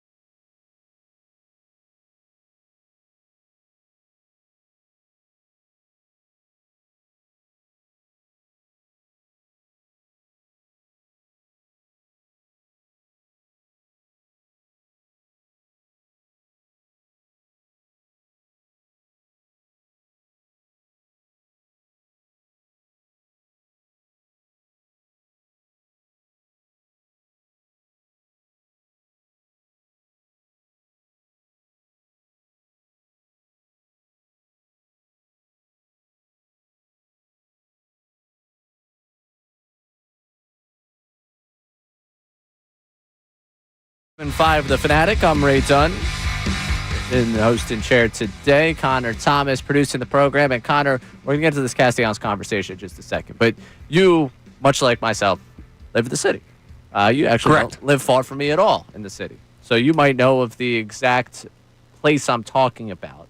But it's a convenience store. I'm not going to throw any names out there. No free advertising around here, all right? I went shopping. I was at a friend's place last night. I'm still without Wi-Fi. By the way, for those that were following the Wi-Fi story from last week, I'm still without Wi-Fi. And that company is really bothering me right now. And they're driving me very nuts. What do you need Wi-Fi for? I need a book. Go outside. I need to prep the show. That's like legitimately last night. I sent a text yesterday to a group of my friends. Odd question. Is there any chance I could use the desk downstairs at your place and just hang out for about an hour to get work done? You don't need to entertain me, humor me at all. You can pretend like I'm not there. I just need Wi-Fi. It's bad. It's very bad. I'm rooting for you, buddy. If you need Wi-Fi, I got it at my place. I appreciate that. I will be playing online video games, so you may not have great connection. Okay, so maybe not. I appreciate that, like, half offer there. You're like, don't come over. This is why you shouldn't, but I'm going to offer it to you anyways. But I'm taking the walk home after I finished getting ready for today's show. And I was like, oh, I need to stop in at this convenience store. I needed to pick up deodorant. I was like, I'm out of deodorant, need deodorant. Well, you know they got the locks on, like, pretty much everything? Yeah, you got to hit the button for the assistants and stuff. Right. Well, the place I usually go to, you just hit the button. It notifies an attendant. The attendant comes over to you.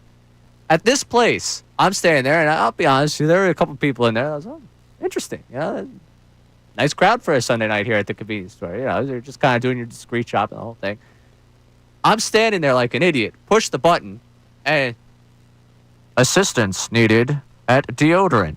Oh, yes. And I'm standing there like, yo, the store's like, yo, man stinks in aisle 3. Go grab him. We got a stinker.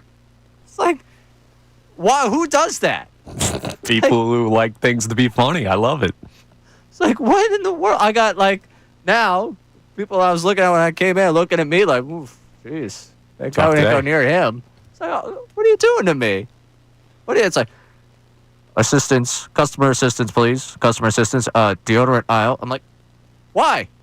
They got to know where you're at. What are you worried about? The other store I'm at, when they do it, it's like, oh, yeah. You're buying deodorant. That's better than some people. Some people don't even put it on. Right, but it's just like... You want to smell good. You might not have in that moment, but you're trying to better yourself. And people should appreciate that. I don't think people do. People looking like, oh, that guy stinks. You know, like some people might be doing today anyways. I have a weird thing like that, too, because I do think that's a weird thing, but, like, that wouldn't bother me. Also, no sense of smell. So, for me... Well, yeah, you might stink and you just wouldn't know it. I get really uncomfortable buying toilet paper. I guess, yeah. It's just like, you know, people realize to use the bathroom. Yeah, I try and get, like, that stuff you buy in. There's no small package of toilet paper, so it's up on the shoulder. This guy needs all of it. What is that guy eating? But, yeah, I was just like, you can't do this discreetly. Like, it's like, oh, yeah, you're just letting everyone know. What do you want, the whisper? Just... The other place I go to, you know the place, we've run into each other at the other place that I go to. Yeah. You hit the buzzer, and someone just pops out. Like, they get a notification on it. It's not, attention all customers, this guy reeks in aisle 3. Like, it's not, it just doesn't have the same effects. Like, I'm sorry that happened to you. I hated it. It bothered me. It was, and see, the Money Mar in the YouTube chat, it's like, man should never be down to one stick of deodorant. Well, I was. Tough. You know, I had to go out and buy it. I had to move, man. A lot of stuff didn't make the move. There was a little bit, some things were just kind of thrown out. I probably tossed it out with the rest of the stuff I had, all the extra I had. Yeah, you got the deodorant, though? You're all good now? Yeah, no, I did this morning. You can't smell, but I came in, I felt out. Ray Dunn, smelling great. Smelling good. But Print the papers. Yeah, but last night it felt bad. It was just, I don't like that experience. One of those things I don't feel comfortable buying. Maybe there's other people that feel that way. I don't know. But getting back to something that'll feel uncomfortable in this clubhouse for a little bit, and that's the veteran taking a seat. Nick Castellanos was very, very adamant last year about playing 162. And I imagine he'd be pretty adamant this year about playing 162 had what happened in Miami not happened. And there's been kind of the undercurrent of this. Matt Gelb wrote about it last week or about a week and a half ago now about the idea of just changing things up in the outfield. That included Castellanos' playing time. Because if you look at his numbers against righties for the last couple months, not good. Just not good. Point blank. And his overall numbers, leaves something to be desired at 721 OPS, I think, on the season at this point. And I understand people, the pop is there. It gives you the value. Look at the rest of the outfield. Is your biggest problem in the outfield? We've debated on this show a number of times the merits of him defensively. I'm not his biggest fan. And I think I probably am lower on him than a lot of people at this station and probably majority of the city. I'm not quite to the he's just an unplayable guy crowd. But when I see this platoon, I see it as an interesting opportunity. And I see it as something intriguing for me. Now, if it keeps Kepler around, that's another guy that I'm not exactly high on. So it's not a perfect fix. But Kepler comes through with that double on Saturday night, and it opens the world of saying, is this right now something they can entertain? No. And why not? Because you don't have enough to make it work at at 3 outfield spots. We're already struggling with platoons in 2 outfield spots, right? And they're winning ball games, but I don't think that this is sustainable, right? I think the Phils are red hot right now. They're getting good pitching. They're getting good bullpen work, and that's how they're winning games. But I'm not expecting the bottom of the lineup to continue to produce with platoon stuff rolling through. And adding Castellanos to that diminishes the quality of the other platoons as well. Because you'd have to play somebody somewhere. So what is your outfield? Let's say you're doing that and you're facing a righty. What does your outfield look like? So I'll redirect real quick for a question for you. Marsh, at this point, still not letting him face lefties. No, I would. Okay. I would, because at this point, he's hot enough that you have to try it. Marsh in left field. Okay. Bader in center. All right. Bader even splits across the board. Marsh, you're going to try against against lefties here. Don't you say what I think you're about to say. Castellanos should play 5 days of the week. Dude, he's hitting like 206, the guy you're about to say. I understand. I totally get it. I am not going to say that I think he should be lined up for a split platoon where he should be in there every day. At this point, if they want to keep him on the roster, he's a bench bat. But the place where he could actually play over someone right now would be the guy that's performing the worst of the 3 of them. Yeah, but okay, and obviously we're talking about Max Kepler here. Right. If you were not clued into the numbers that he has, the very low batting average that he has played to this year. No, I'm not doing that. Castellanos has upside. Max Kepler so far this year has not shown you he has any more upside than maybe running into a home run once every 10, 15 games. Now, to that point, I want this very clear. This is assuming they keep Kepler on the roster. I'm operating under the assumption that they are not making any outfield move at this point to bring up Crawford. Yeah, I think they would have already moved on from Kepler and brought him up if they were going to do it before the call-ups, which maybe they will still. And like August 15th, I know he retains his rookie eligibility for next season. So if it happens after that, you're saying maybe they're doing, Lord knows, service time manipulation and things above my pay grade and above my intelligence. Like that type of thing could be where we're walking down the path of this conversation right now. So maybe that's their plan, and maybe this looks totally different by the end of this week. But I think it's something for them to at least consider if they're going to keep Kepler on this roster. Because I don't see justifiable playing time for Kepler in left field when Marsh is going this well. And I don't and the whole Marsh-Bader, moving it around. I think Bader showed you, he robbed that home run. I think defensively, Bader is your best center field option right now. He's won a Gold Glove. Right. He is a guy. But here's the thing. I don't give a damn about justifiable keeping of Max Kepler. I don't need that. At some point, you got to cut bait. They did it with Whit Merrifield last year, and they can't seem to do it with Kepler. And part of that is the pop, right? They see the amount of home runs he has, and they're like, okay, maybe this could be a valuable bat off the bench in the postseason. We've spent this money on him, and the outfield is not great. But Castellanos has the significantly higher upside over the course of a long sample size that I still think anybody in the outfield. Offensively. Oh, well, yeah, we're not talking defense. But again, that to me, that plays a little bit into this right now. Because if he's not giving you anything offensively against righties, his value to you in games against right-handed pitching is negative. You're falling into the trap again, though. We did this last year, right? Where everyone was like, Castellanos has not been good. And Rob Thompson just kept trotting him out there over and over and over again. And by the time the season was over, he had put together solid numbers. And he was big in that postseason series with the Mets, one of the few guys that actually produced the points in that series. I got that he produced in that series. For Castellanos, though, a season ago, a 742 OPS with poor defensive metrics, to me, that's Yeah, dude, there are better outfielders, but you've got what you got. And if your other opportunity is Max Kepler, hey, Nicky, grab your glove. Again, this is not a straight platoon where there's a chance Castellanos sits like all but 2 games a week. Like, because you're going to see more right-handers than not. But in terms of mixing it in, to me, this is more a credit to where Marsh is at and a credit to what I think Bader should be in center field than it is a detriment to Castellanos. If there's playing time to go around if there's playing time for Kepler to go around in this outfield, I think at this point that's the place they'd look at. Sure, but then that leads me to the answer of there's not playing time to go around for Max Kepler. And that's fine. If they want to work him into the lineup, though, that's where I'm putting. Yeah, well, I'd like to work into the Phillies starting rotation, but I'm not good enough. All right? Listen, I know Kepler's had it down here, and I know you like yourself as an athlete here. Let's not put the two of you on the same pedestal here. All right? I understand it's a successful softball season for you. Congratulations. Thank you. Things went well. Let's relax on that. That wasn't about me. That was more about Kepler. I'm interested, though, the way people feel about the Cast, because I think Castillo has that lightning rod feel to this fan base, and when you see something like that happen, and the hard turf thing, give me a break. That was also, how dumb do you think we are? You're trying something. It doesn't mean it's going to happen, but you're trying something. Yes. Don't sell me on stupidity here. But I'm curious for the fan base, where you're at if they were to try that Castellanos. I don't want to call it platoon, but try that playing time switch with Castellanos where he is not necessarily the everyday guy and where they work in Kepler more against the right-handed bats. And you get on that 610-632-0975. I'm right down. Coming up, getting into some more Phillies conversation as we look at another guy's role. With a big weekend, how did he look? What does it mean for him every day? Shocker, we're talking about another platoon in this lineup. I'm Ray Dunn, taking you through middays here on The Fanatic. Now, a Birds Insider update on 97.5 The Fanatic and 97.5thefanatic.com. Well, it's going to be the first of the not-so-great Birds updates here. I'm Connor Thomas, and last night the Eagles had their open practice, so a bunch of people went to the link and got to watch their favorite football team, but unfortunately they also saw what could be a very troubling injury. Landon Dickerson went down with a lower body injury.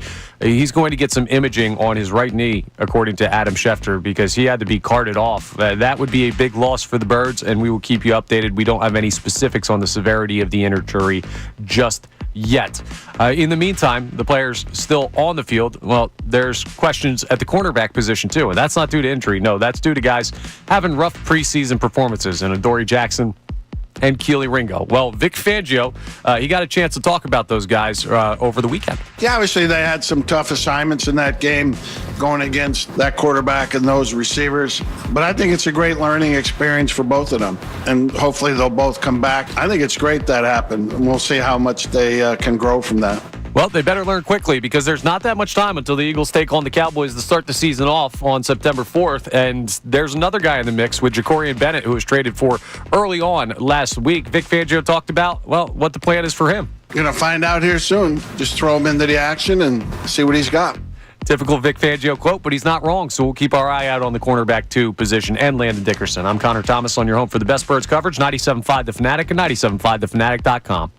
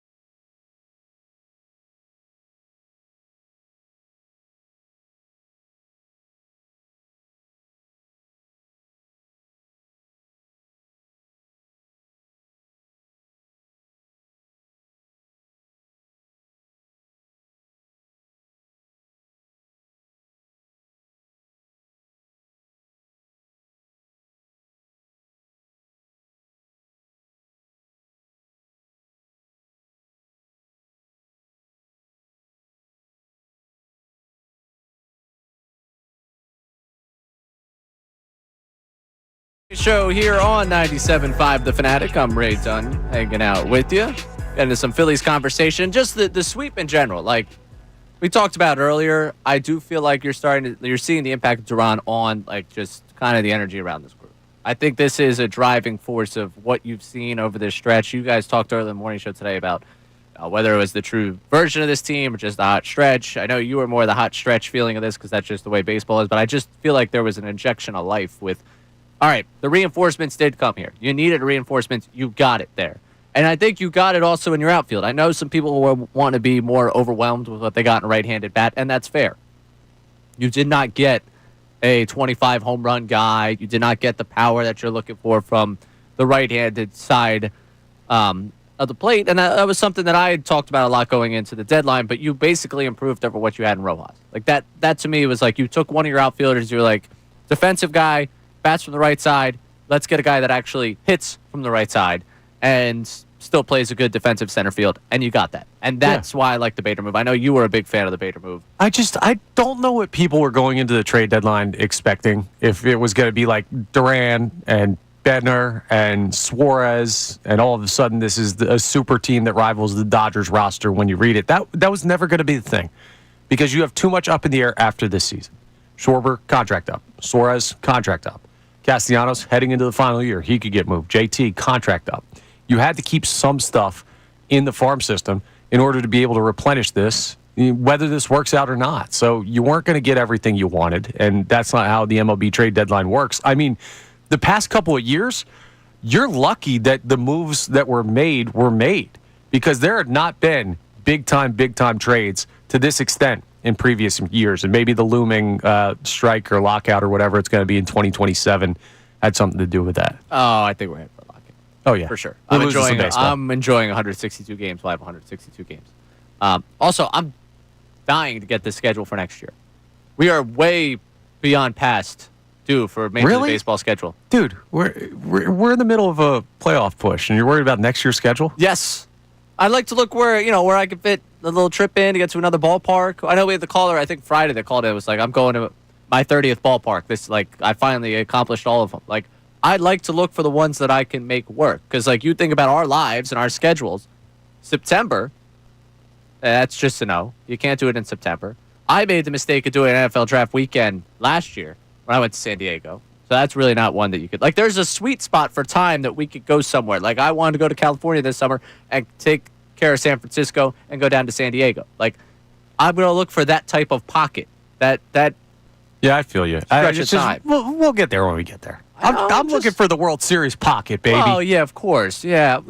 All right, yeah, I got it. I'm also excited for the end of this season. Thanks. Hey, Congrats. Very unique by you there, Connor. Whatever keeps you busy from saying Max Kepler needs to play over Nick Castellanos. Well, and we had a nice kind of back and forth here on the YouTube chat. And hello to our YouTubers. We keep our eye on everything going on there. MBD puts out there the question, Dombrowski, why are these the choices that Topper has for the outfield? Fair. Very fair. I think MP here is more on the side of mine where he's talking about Marsh and Kepler deserve to play versus Rays right now and Bader. I don't want to say deserve for Kepler. Deserve is not the phrasing I would use because deserve also implies he deserves a roster spot, which his performance under any other circumstance except one where he was paid money like he was, he'd be gone already. Like, they would have tried something else.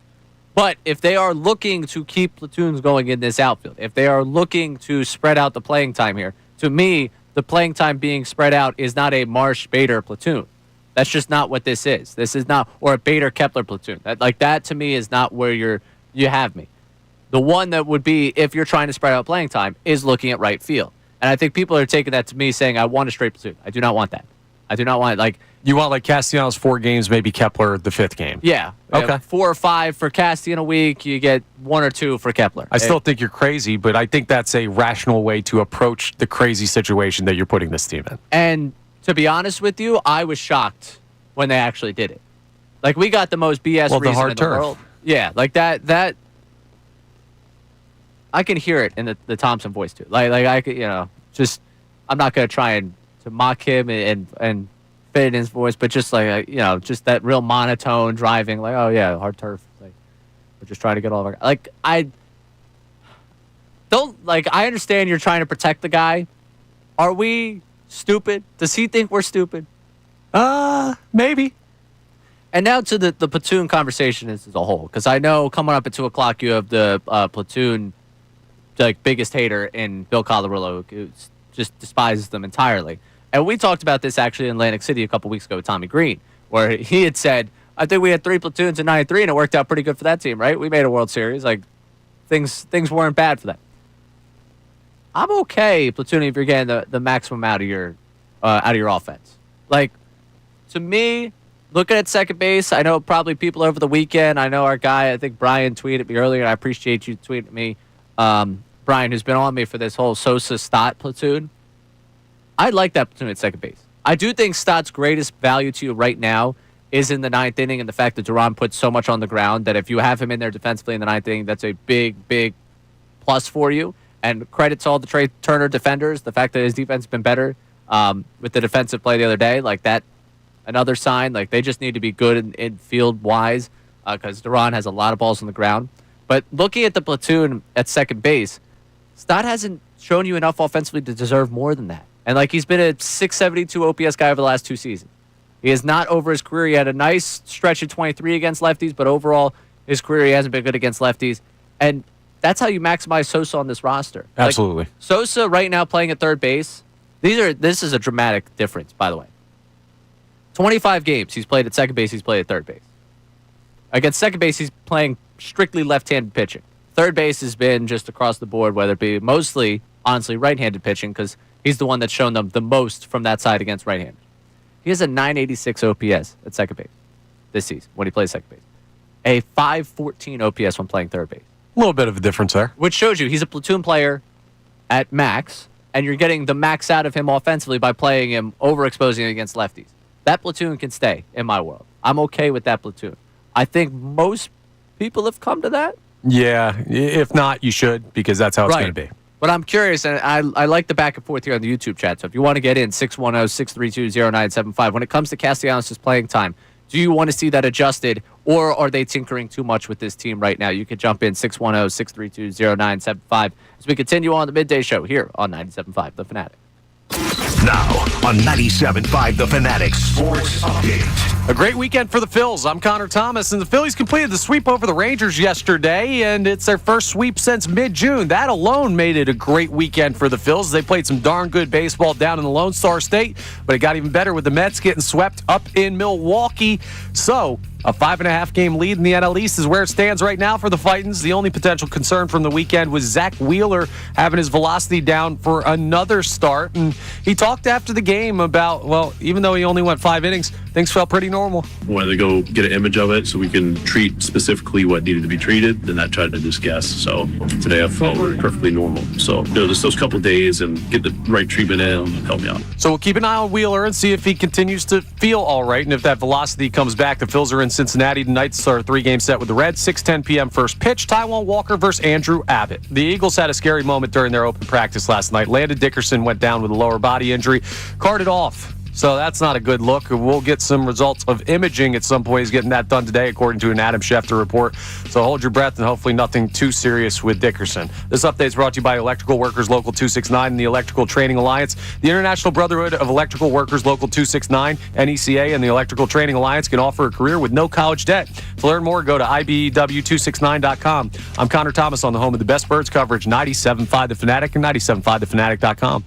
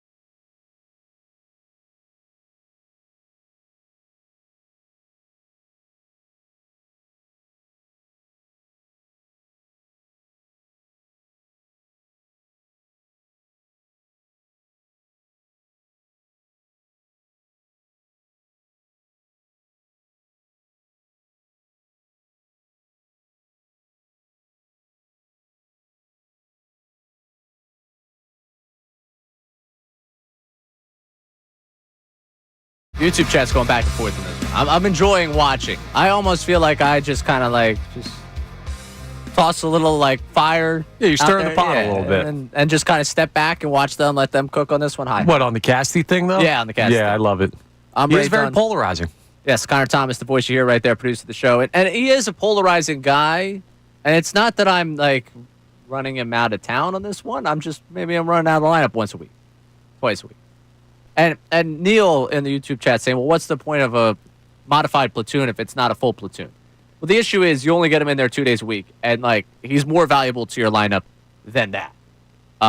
Also, I can't imagine the level of annoyance that would go on in that clubhouse if he was not in lineup. And why are you catering to the players? Listen, man, I don't know. I really can't give you any other answer than you got to at least respect it. And Rob Thompson respects that about his veterans. If he was going to play him 162 last season, even when he was scuffling, then for right now, I can't just relegate him to being a 2-day-a-week guy. Yeah, and listen, that worked out last year. How the Phillies have handled Nick Castellanos' playing time has largely worked out in their favor when everything's all said and done. We know he's a streaky guy. This is what I need, people. We have this issue with sometimes in this city remembering what has just happened or what has recently happened. We forget so quickly when things go wrong, how things in the past have potentially gone wrong and been fixed. The solution for Castellanos on this team, right or wrong, has always been let him play through it. And some veteran guys get that right, and he's one of those, in Rob Thompson's opinion, clearly. And in the past, it's played out. So I'm willing to let him go. This is not let Max Kepler try and play and figure it out. This is not let Bryson Stott and you've let Max Kepler play and try and figure it out. And it hasn't worked. Right. And that's the biggest thing with Kepler's numbers and Stott's numbers. Then I hate to lump the two of them in there because one is still a serviceable guy for you to have out there. Again, the defense gives you at second base, which becomes more and more valuable with a guy like Duran being your closer who just has so many balls on the ground. But also, they're just not as bad as what Kepler's been and what Kepler's been since the beginning of May, really. The value in letting, or the reason why Kepler and Stott are so frustrating in my eyes is because they've been given the advantageous scenarios. Castellanos is in the lineup every day. There are days he shows up to the park where it's not advantageous for him to be out there given the matchup on the mound, just because the right-handed bat against a good right-handed pitcher. Well, he's going to play that day regardless. You would not see Stott against good lefty. You would not see Kepler against good lefty. They have been given advantageous pretty much matchups all season long, and their numbers reflect that in those advantageous setups. Castellanos is a reflection of being an everyday guy where you play everyone every single day. So real quick, you are listening to WPEN HD1, Burlington, Philadelphia, a Beasley Media Group station broadcasting live from the Comcast Business Studio, powering possibilities. I still am okay taking Castellanos out of the lineup because ultimately his play hasn't given me that. And I understand what you're saying about having him play through it every day. If Kepler ends up off this team and Castellanos is playing every day, cool. I'm good with that. But Kepler being off this team opens up the world where Crawford came up. Right. And then what are you doing? You platoon in center field? Yeah, I guess that's what you do. You play Crawford in left because they want him as a left fielder, they've said. And then it would be Bader and Marsh in center, and then it'd be Castellanos in right. And here's the thing, right? If that becomes the situation and Harrison Bader starts showing you why you acquired him, and then you want to talk about maybe, hey, play Marsh in right field or something some days for Castellanos. I'll open my mind up more to that because Marsh is red hot right now. But I'm not creating a third outfield platoon spot. Is this the soft launch? Is this a little platoon soft launch where it's not Kepler? Kepler's not the one that's going to see this one to fruition. Yeah, but okay, so here's what it is then. Call it the soft launch. Then I'm DMing the person who just put up the picture of the one hand with the painted fingernails, and I'm saying, bro, what are you doing? She's not good for you. This is a bad decision. Cancel the hard launch because the soft launch... We're soft launching a platoon. You're not going to see this one to fruition with Kepler, but you're going to see this one to fruition with Marsh. Like that, because that's where you could go with this. If they don't think Marsh is ready to face lefties every day, and they think Crawford has to come up and play every day, you could legitimately see a world where it goes Crawford, Bader, Castellanos, Marsh, and is that a more viable option to you and to the people out there listening at 610-632-0975? Yeah, absolutely, but we're still steps away from that happening. Like, they would have to call Crawford up for that to become a viable thing, and I don't know if that's in their plans. everything they've shown us this year is they're not willing to do it yet, and I don't know what they're waiting for. So at this point, it's Casty every day and right. It's Bader, Marsh, Kepler rotating through, and I guess with Weston Wilson in the other two spots and figure it out. Who on this team are you playing every day in the outfield? Castellanos is the only one. Okay. Marsh I would consider right now, but that is a very temporary thing. Like, that is like as he's hot, and the second he has one of those, like, 0 for 4 games or maybe 2 of those in a row, I'm just like, okay, we're right back to it. Like, I think Marsh has earned it recently, but I'm not ready to, like, you can't say, oh, he gets everyday opportunity for 2 days. Like, that's not the same thing. So, just Casty. Okay. Bader's the one right now for me. Really? Just he had one of his best offensive seasons playing every day, and he's good defensively in center field. That enough to me solves more of my problems in the outfield. I don't think that's a crazy thing to say. Like, I think Bader could be an everyday player for this team. Maybe it's because I haven't seen enough of him here in Philadelphia this year that I just don't associate everyday player with him. But that's more what they're telling us than what his performance is telling us. So I would not be mad if, like, Harrison Bader's in the lineup. That is not a name that if I see penciled in, I'm like, why? Right. At any point. So I'm good with you on that. All right. Let's get to the text line here. And if you want to get on that, let's simplify that question to this. Who in this lineup is an everyday outfielder? Who do you want to see every day in the lineup in that outfield? 610-632-0975. Let's go to the text line here because I know we got people talking about Castellanos. Yeah, you opened up the gates for the Castellanos haters. This texter, Mike, checks in and says, Nick Castellanos is a terrible baseball player. His Kepler numbers bad versus right-handed pitching. Well, and I know people are looking at this. Like from what is May, the beginning of May, when it is against righties. Yeah, beginning of June. One of them is last couple months against righties. As bad as his numbers are against righties in that time, there are actually like I tried to do it in my head, like beginning of May, Kepler numbers versus Castellanos, and Kepler has been so bad that it's still worse. And Castellanos has been playing every day, so I give you that caveat again, where Kepler's been given the advantageous situations. And Castellanos, now his defensively leaves a lot to be desired. I understand that. There are a 2-3 week stretch where you could see Castellanos go absolutely nuclear for you, and that's what the you value wait of for, having right? him around. That's what you hold it for. There was a point like a couple weeks ago, maybe a month ago at this point, where he was top 5 in the National League in doubles. Like, the guy has been somewhat productive at points. He's just in a bad stretch right now, and we've seen that from him. And ideally, you don't have an outfielder that goes through these deep, deep chasms of unproduction. But when compared to the rest of the Phillies outfield situation, and I'm not willing to change my opinion on that off of just post-trade deadline stuff where this platoon system is working, you still don't have a better option. So he's going out there every day. All right. Bader's my sole one that is an everyday guy, this line. Hey, let's look at it this way. We're getting closer, right? I think you got a couple of guys who can kind of play right now. We think we're coming closer to an outfield solution. Every time I feel like we're actually I haven't felt very close all season long. So maybe Crawford this is as by the close end of as the we've week. been. Yeah, I hope like Friday when we're on the air here that we get the breaking news from 97.5 The Fanatic. It's like Crawford has arrived in DC and like he's ready to go.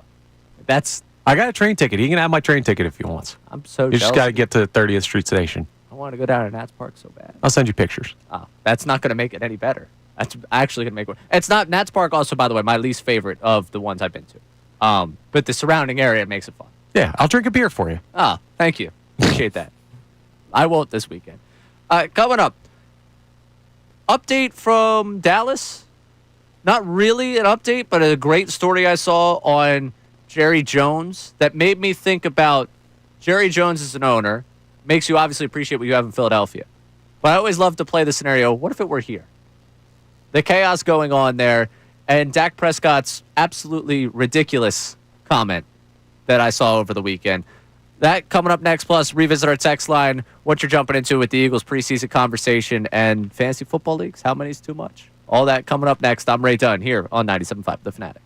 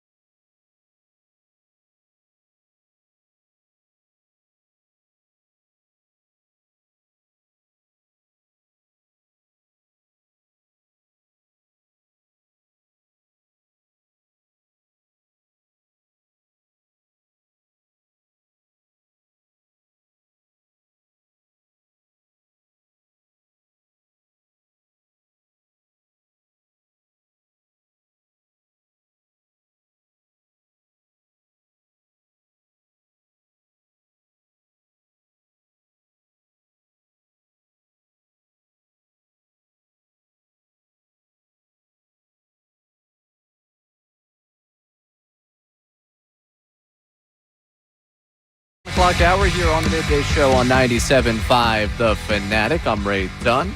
Connor Thomas producing the program. And I want to get back to that text line because I was shocked earlier. We got someone who has been, we posed the question just yesterday was Salciunas' friend. Basically, I filled in for Connor in this fantasy league.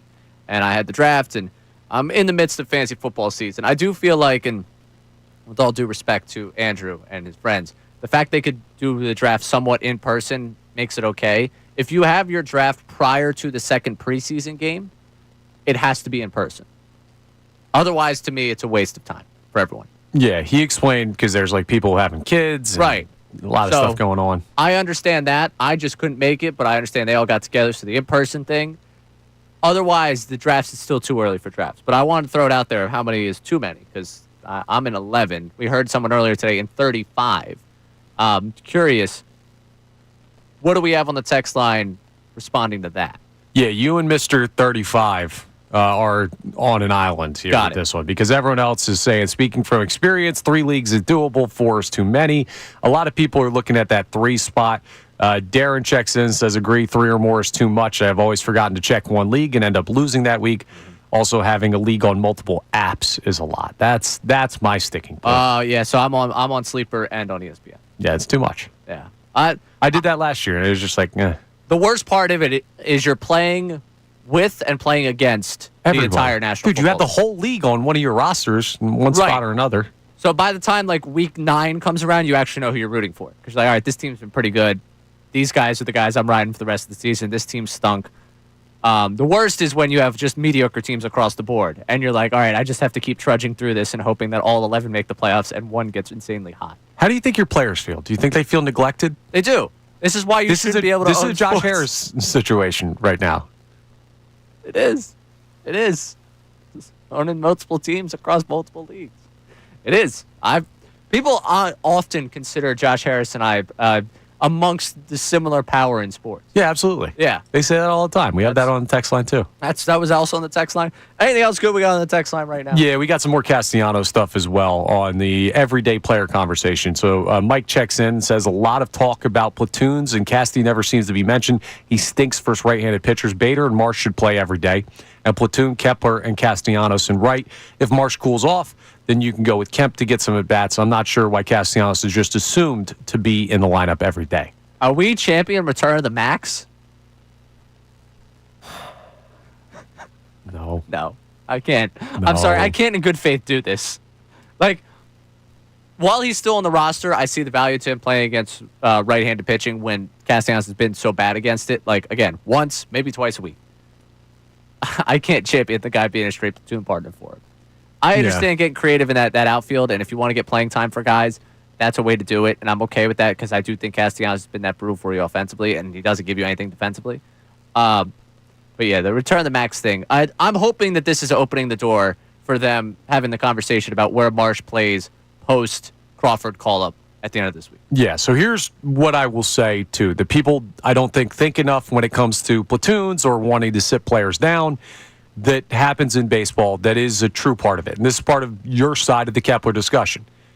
You can't just sit a guy for like 3 weeks, right? You can't just, No. If a dude's going to be on the team, because what happens if that player that's playing over him, turns out, gets cold? Like Brandon Marsh is a perfect example right now. There will be a point, probably in a week or two stretch of this season, where he looks like a guy he did earlier on in the year. Maybe not batting at 100, but still, then what are you going to do? Go to a guy that hasn't seen Major League pitching in a game in like 3 weeks? Like, you have to get these guys in the lineup. They're like racehorses. You got to get them out on the track. Let them stretch their legs a little bit every once in a while, or you lose it. Like a sports car. You got to hit that throttle every once in a while, or you're going to build up some oil, grease. I don't know. I'm not a car guy. We established that earlier.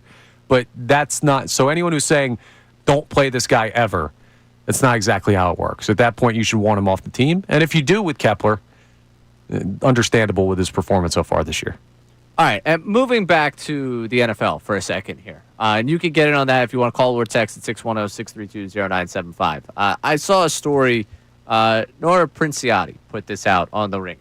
And I love when they kind of have one of their writers go deep in depth in something, and it's more personality driven at the Ringer, which I really enjoyed some of their stories they put out. And the headline of this one, the Micah Parsons mess is Jerry Jones' latest act of self-sabotage.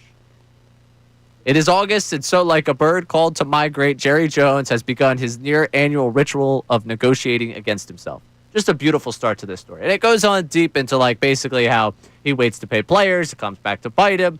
He negotiates through the media, which creates a tense back and forth, so no one ever wants to really take a discount to play for all these things about why he is not successful as an owner over the last, in terms of winning the ultimate prize, and why he has kind of, I don't want to say fallen out of favor, because they still have had good teams, but I feel like his goodwill is a little bit shorter these days. I'd say a lot shorter. Well, Dallas fans. Us, we always look at Jerry Jones. No, I'd say a lot shorter for Dallas fans. Right, but for us, we always look at him like he's kind of an idiot. But now at this point, I think that the Dallas fans have made the full turn. But the fact they've made the full turn now, and over the last half decade probably, I was just thinking this weekend, how would that play? How would Jerry Jones play here? You can't obviously run an owner out of town unless the owner wants out. Yeah. But could an organization operate the way the Cowboys operate given this media market? No. Not saying anything against Dallas. They have sports talk radio down there. They have people that are passionate about it. It's the Cowboys, but it's different. The Cowboys fan base is more widespread, not necessarily area specific and geographically as knotted up as we are. Could you operate that in this town? Absolutely not. You'd have people in the fan base. You can't run an owner out of town. You say there'd be people framing Jerry Jones for crimes and everything, trying to checking his tax returns and making sure, see if he's got a fraud in there. Find a way to get this guy out.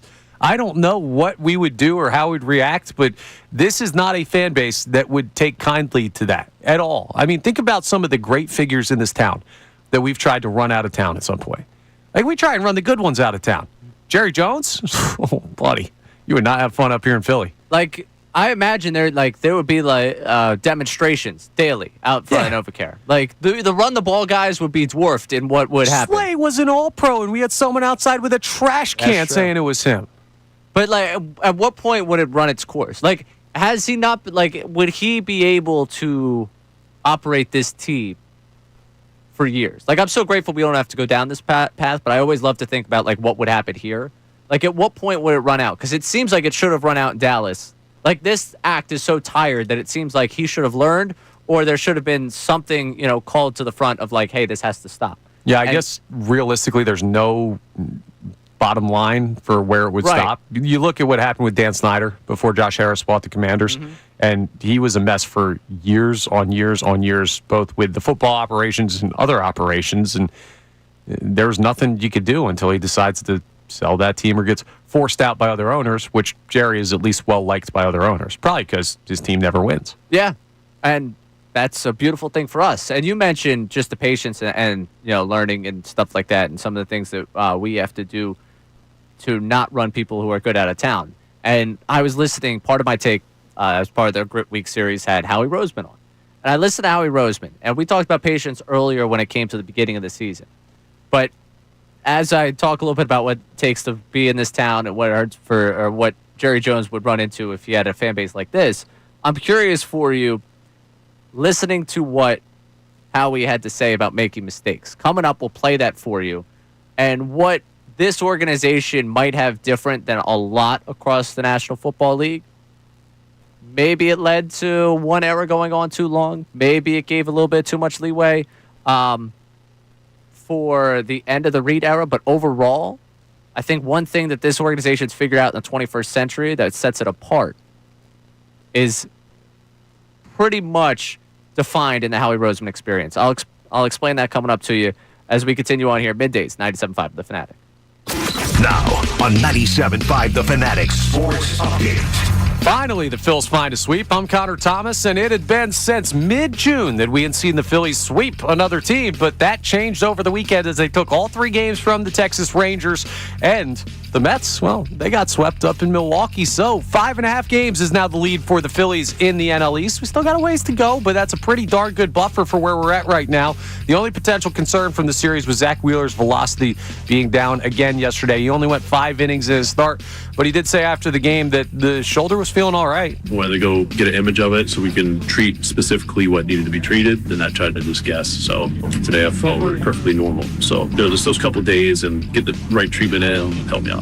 So we'll see if Zach Wheeler gets that velocity back or what happens with him going forward. It is a slight concern, but the Phils are winning games. We'll see if that continues as they head up to Cincinnati for 3 with the Reds. It starts tonight, 6:10 p.m. first pitch with Taijuan Walker on the mound. Andrew Abbott goes for Cincy. The Eagles had a tough moment during their open practice. Landon Dickerson went down and was carted off with a right leg injury. We don't know the specifics or the severity. He's getting some imaging today. We will keep you updated on that. This update's brought to you by Rapid Radios. Their instant push-to-talk walkie-talkies with nationwide LTE coverage. For a limited time, get 60% off and free UPS shipping at rapidradios.com. Use code radio for an extra 5% off. I'm Connor Thomas on your home for the best birds coverage, 97.5 The Fanatic and 97.5thefanatic.com.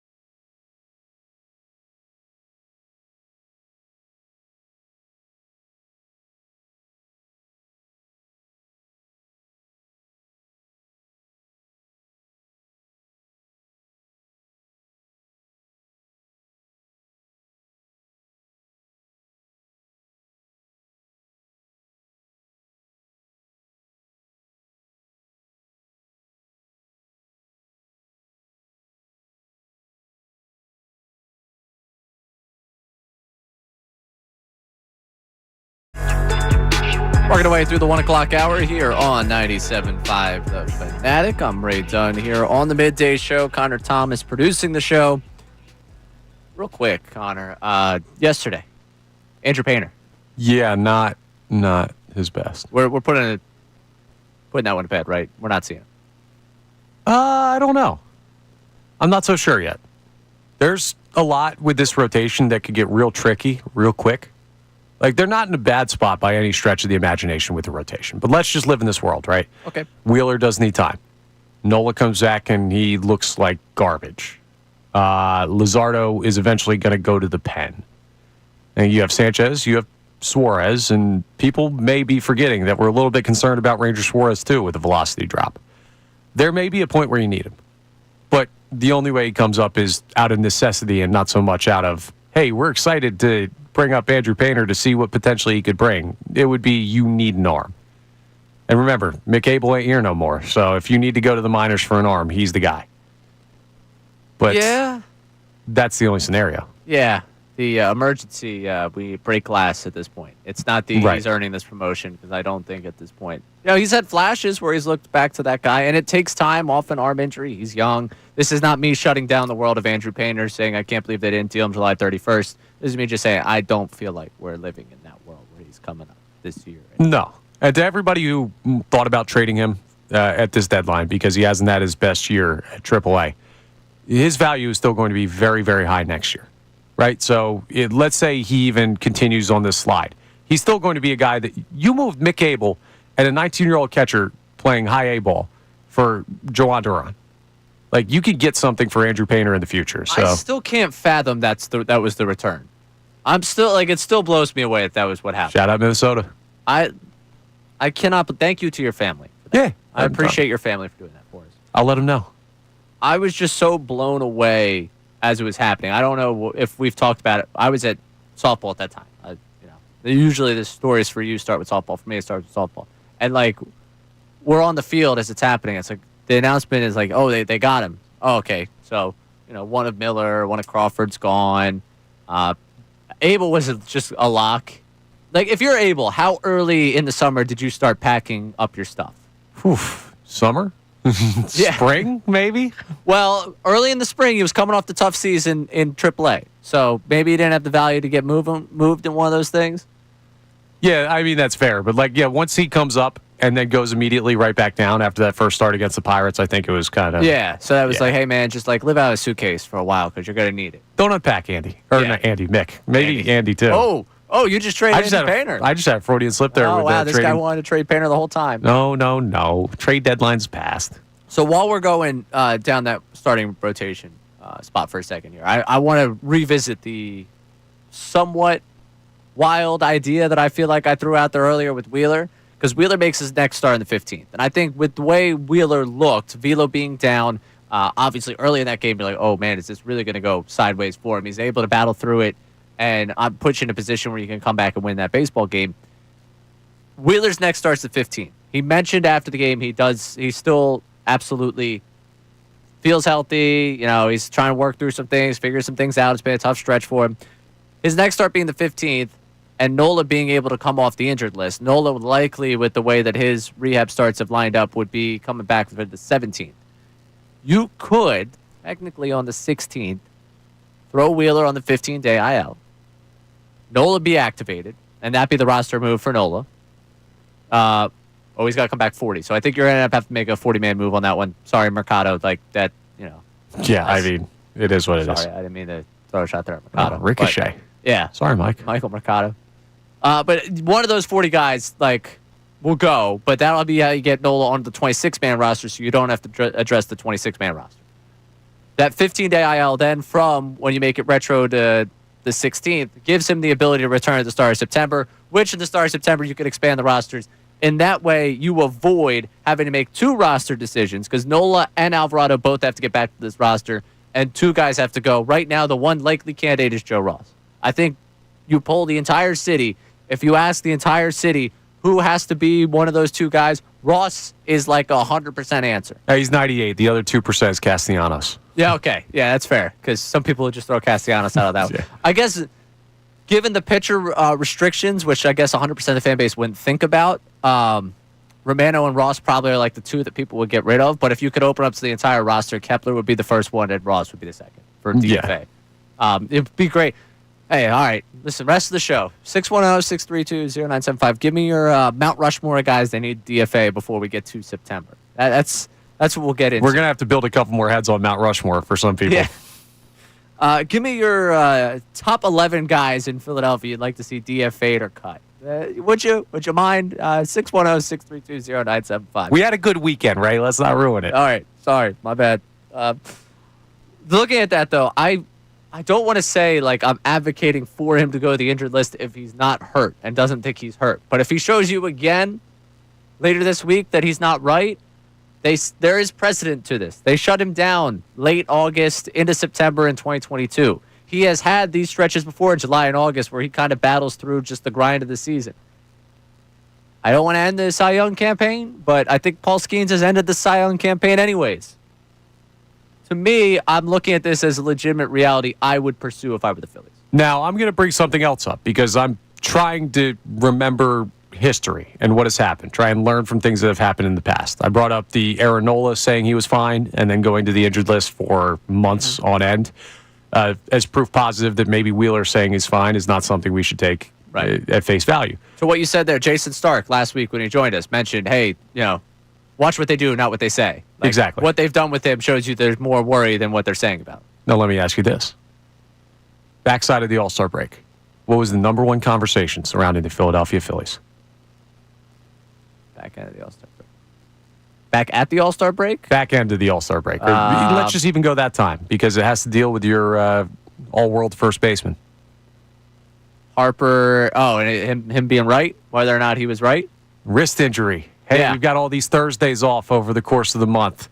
Maybe I'll take Wednesdays and get myself 2 days. Now, all of a sudden, we haven't heard too much about the wrist for the past couple weeks. Not saying he's fine. Right. But my argument to that is, on the other side of the Aaron Nola historical example, for Wheeler, there are times where things just work itself out. Yeah. It's not something to bet on, but Bryce Harper, people were saying his power's not going to come back. He's not going to be able to hit. He's going to have to take all these days off. Their ceiling is dead because Harper is not going to be the same. All of a sudden, Bryce Harper's Bryce Harper. Who would have thunk? So maybe this works out because Wheeler is in the Harper category of trust. He is in that category of trust. And it's why, again, I'm proposing this idea just as a way to keep him fresh, keep him ready for the postseason, not as a sound the alarms. I don't think this guy is going to be who he is come October. I don't know that. Not anti your idea. I'm just saying if they do keep him out there, and some people are like, well, it's not going to get better. We did hear the same thing about Harper, and Harper got better. Now, that's just a short-term example, but some things you need to open your minds to different possibilities happening, even if they don't seem likely. Fine. I'll open my mind a little bit.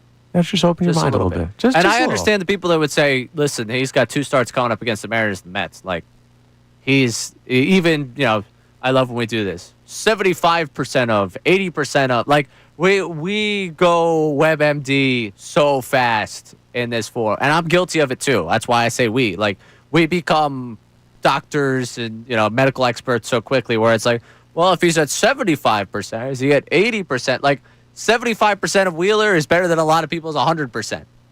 I don't know what that exactly means, medically speaking, but like the 75% of Wheeler, sure, yeah, I'm sure that could be good enough to get you through 5 against the Mariners, and maybe it's enough to get you past the Mets. But I laugh a little bit at that, but I also realize it's for some people, like if he's able to go, why wouldn't you have him go against those 2 good teams? Because again, you would be switching it up where this would end up being, I think, for the 3 against the Mariners, it would be Suarez, Sanchez, Luzardo, and the 3 against the Mets would be Sanchez, Luzardo, Walker. Not that I think you're going to really be able to. I guess, yeah, if you kept Wheeler in there, it'd be Wheeler, Sanchez, Wheeler, Luzardo. So you can make that work where he throws. Yeah, I'm trying to work out the schedule here. Again, I got a text, actually. My grandfather texted me. And when I said that I was considering going up to the Mets game, he's like, do Philadelphia a favor. Stay home. Smart man. I'm like, for my last 2 in terms of Mets games. Sounds like you're due. That's what I think. A 3rd time, then I have to stop going to Phillies Mets games. Yeah. Yeah, if they lose, I mean, we're going to have a tough conversation. We will. But we have that in 2 weeks. So we got time to have that tough conversation. All right. I did mention Howie Roseman being on Part of My Take, and he talked about making mistakes and a little bit of like what he learned. And I think it's a really good philosophy look at where the Eagles organization has done right in the 21st century, despite what people, including myself, have wanted them to do a number of times in that stretch. We'll get to that coming up. I'm Ray Dunn here on Midday Show, 97.5 The Fanatic. Philadelphia Union Soccer.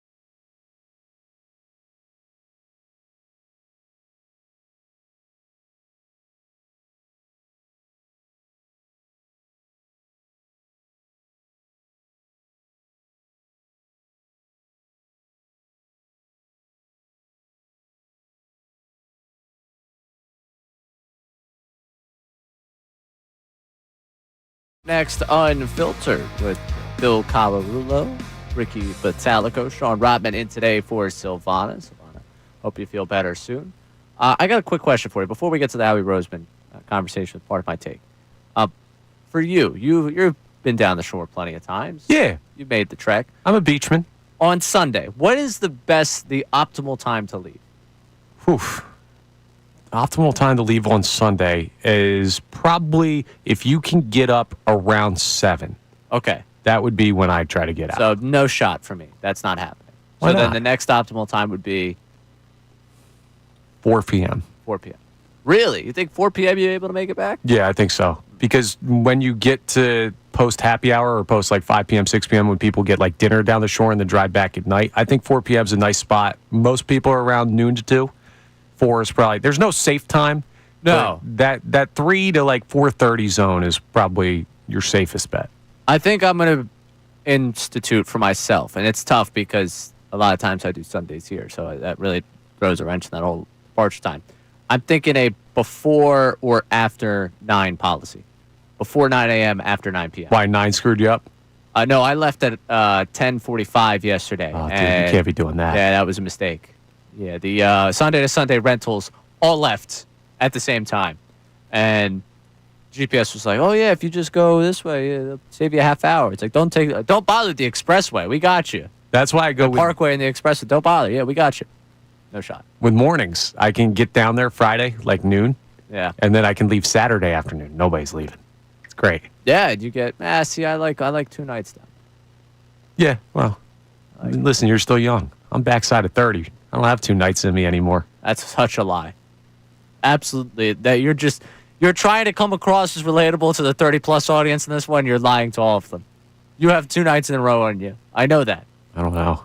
Don't put this out there, Ray. People are going to ask me to do stuff. That's a fact. All right. Yeah, and see, Dave P. checking in right away. Ruins the previous night. You can't leave that early on a Sunday. Because then that Saturday night, you're thinking about having to get up. Okay, well, listen. Some of us wake up at 4 a.m. for work, and 7 a.m. is sleeping in, and that works for us, all right? This is not woe is me, but my schedule, like, I'm used to the early wake-up, so I can do 7 a.m. Should have known you're going to play the woe is me. I said it's not woe is me. I said specifically no woe. I don't want your woe. This is a woe. You're woeing right now. Don't woe. No, I don't want woe. You're absolutely woeing. This is a massive woe from you. Might be a little I want to woe. take it. Tiny woe. All right, real quick. I've been teasing this, so I want to pay this one off for you. So Harry Roseman goes a part of my take. One of my favorite things from this interview, by the way, he is a psycho. I don't know how I might have known this, but it was one of those things that either re-clicked to my brain after he talked about it. Like, oh yeah, that was really weird of him. Or maybe I just found this out for the first time. I'm kind of trying to think if I remember who wrote the story on this. Howie Roseman applying to every NFL team. Oh, yeah. And then when they reject him, he writes them thank you letters for the rejection, just so they know. Like, absolute psycho stuff. Like, I understand being like, I appreciate you following up. Like, maybe an email, like, appreciate you following up on this. Hopefully we can work together in the future. Like, taking the time to write out the letter, though, and send the letter, nuts. Like, absolutely insane. He admits as much. Yeah. But sometimes crazy to be successful is a key sometimes. He also says, following up, that it made his dating life a lot easier because he got rejected by so many teams that he was like, well, rejection in real life, like, what's the worst that happens? I want to, like, on the line of funny punchline to that story or, like, real life that actually opened me up, where do you think that falls? I would say it's like if 10 is funny punchline and 0 is real life, 7 or 8. Yeah, it feels a lot closer to like that's just a funny thing I could throw in there to show some personality. Like this is a look at me, I got rejected a lot by a lot of NFL teams and I've won 2 Super Bowls. And now I have 2 rings and a 3rd because I'm married. Like, look at me, I'm awesome. Like, good for you, Howie Roseman. Like, I could imagine just like someone that knew him at like Florida, like seeing the way his life has turned out, being like, why couldn't that be me? Like, just kind of like a screw you, Howie. Like that dude, come on. Like, that man, really? You're watching, like, the end of the Super Bowl, like, God, I can't believe that was the guy. Like, you're sitting, like, 2 miles from main campus because you never left that area. Like, God, if I was just nicer to that guy, what would have happened? Could have been assistant GM for the Eagles. And those like that front office of the early 2000s with the Eagles is just loaded with, and he goes to all the different people he's worked with, all the people that helped him out, and just like compared it to Google, Amazon. But he also got into a conversation about his year away, and I loved the line of questioning where they ask him, are you a Georgia merchant? And basically, it's fine, they drafts good players, but it also got into a little bit of his draft history where he starts to slip into the conversation about making mistakes and learning from his mistakes. So take a listen to Howie Roseman talk about them. I think like as a young and you know what, experience does matter a little bit. You know, you don't think that when you don't have experience, like that, I don't need experience, and then you get it, and it goes back to this grit part. Like you got to make mistakes, and I make a lot of mistakes. So for me, if I don't learn from the things I'm doing and correct them, then I'm not that smart. So you got to go back and look, where have I made mistakes? And I can tell you where I've made mistakes, why I've made mistakes, and if I do them again, well, then that's a problem. So in that clip, by the way, he says in the podcast, "Am I allowed to curse?" Potty mouth after dropping a couple of a couple words in there. So, am I actually allowed to say that? Like, oh wow, yeah, oh we get it, dude. Like, very funny. You know, great personality there, Howie. Appreciate you for the 2 rings, but cut it out a little bit. So yeah, he starts dropping that, talking about making mistakes, and to me, if you look at the 21st century, because the Eagles, and I think there was a column today in the Inquirer, I want to say Marcus Hayes wrote it, just about how they've become the gold standard to the league and how they've been that, and I agree. Like, I think they have become that standard for the league. I think you're seeing that the Patriots were more a product of the fact they just combined 2 of the most insane minds in the world in Belichick and Brady and rode that. And, like, the Patriot way was the way of Belichick and was the Brady just kind of meshing and making it work in time, and that maybe their organization doesn't have the same sustainability. History would show that was the Patriots before, and this is slowly becoming the Patriots afterwards. So, like, the Eagles, I think, have ascended to that conversation of the gold standard around the NFL. But the word that they have preached in this entire time that we talked about earlier when it came to the start of this season, but also feels that way for me, patience. Like, patience to me is the biggest thing that came out of that conversation with Howie. Him talking about making mistakes, addressing those mistakes. There are not a lot of general managers across the NFL that would be able to come back from what Howie came back from. Like, 1, just being banished to the other side of your building, but 2, the number of draft mistakes he made, the reason why we all wanted Howie fired, or we all, 97% of us, those that were being honest with themselves, wanted him fired after those couple of years, the way things fell apart after that Super Bowl. Their rebirth is based on the fact that they have given the idea of patience a try in a league that is designed not to be for long. Yeah, now, do we learn from that? Because I don't feel like we do. And I'm not trying to take a shot because we're part of this as well. Maybe more so than the average fan because of how often we talk about stuff and 4 hours worth, or some days 8, of talking over and over and over again about these topics in the immediacy. But it feels like if you're a Philadelphia fan, not just Eagles, Philadelphia fan, and you were to take a peek at Howie Roseman's career trajectory here and how many times we've fired and hired him again on these airwaves and at the link and everything, you would say, wow, maybe a guy like Nick Castellanos we should have more patience for. Maybe a guy like I don't know. Like that's just because we talked about him earlier today. I'm not putting him in that stratosphere. You're trying to make me argue against myself here. I get it. No, I'm not doing that at all. Very skilled argument, skilled by you. Yeah. No, that's not. If it was skilled, it was by accident. My point is just this. I knew that. We see what giving the time for somebody to grow into a position, and it's easier for a guy that's in a front office because players have a shelf life. But this is a crazy ask.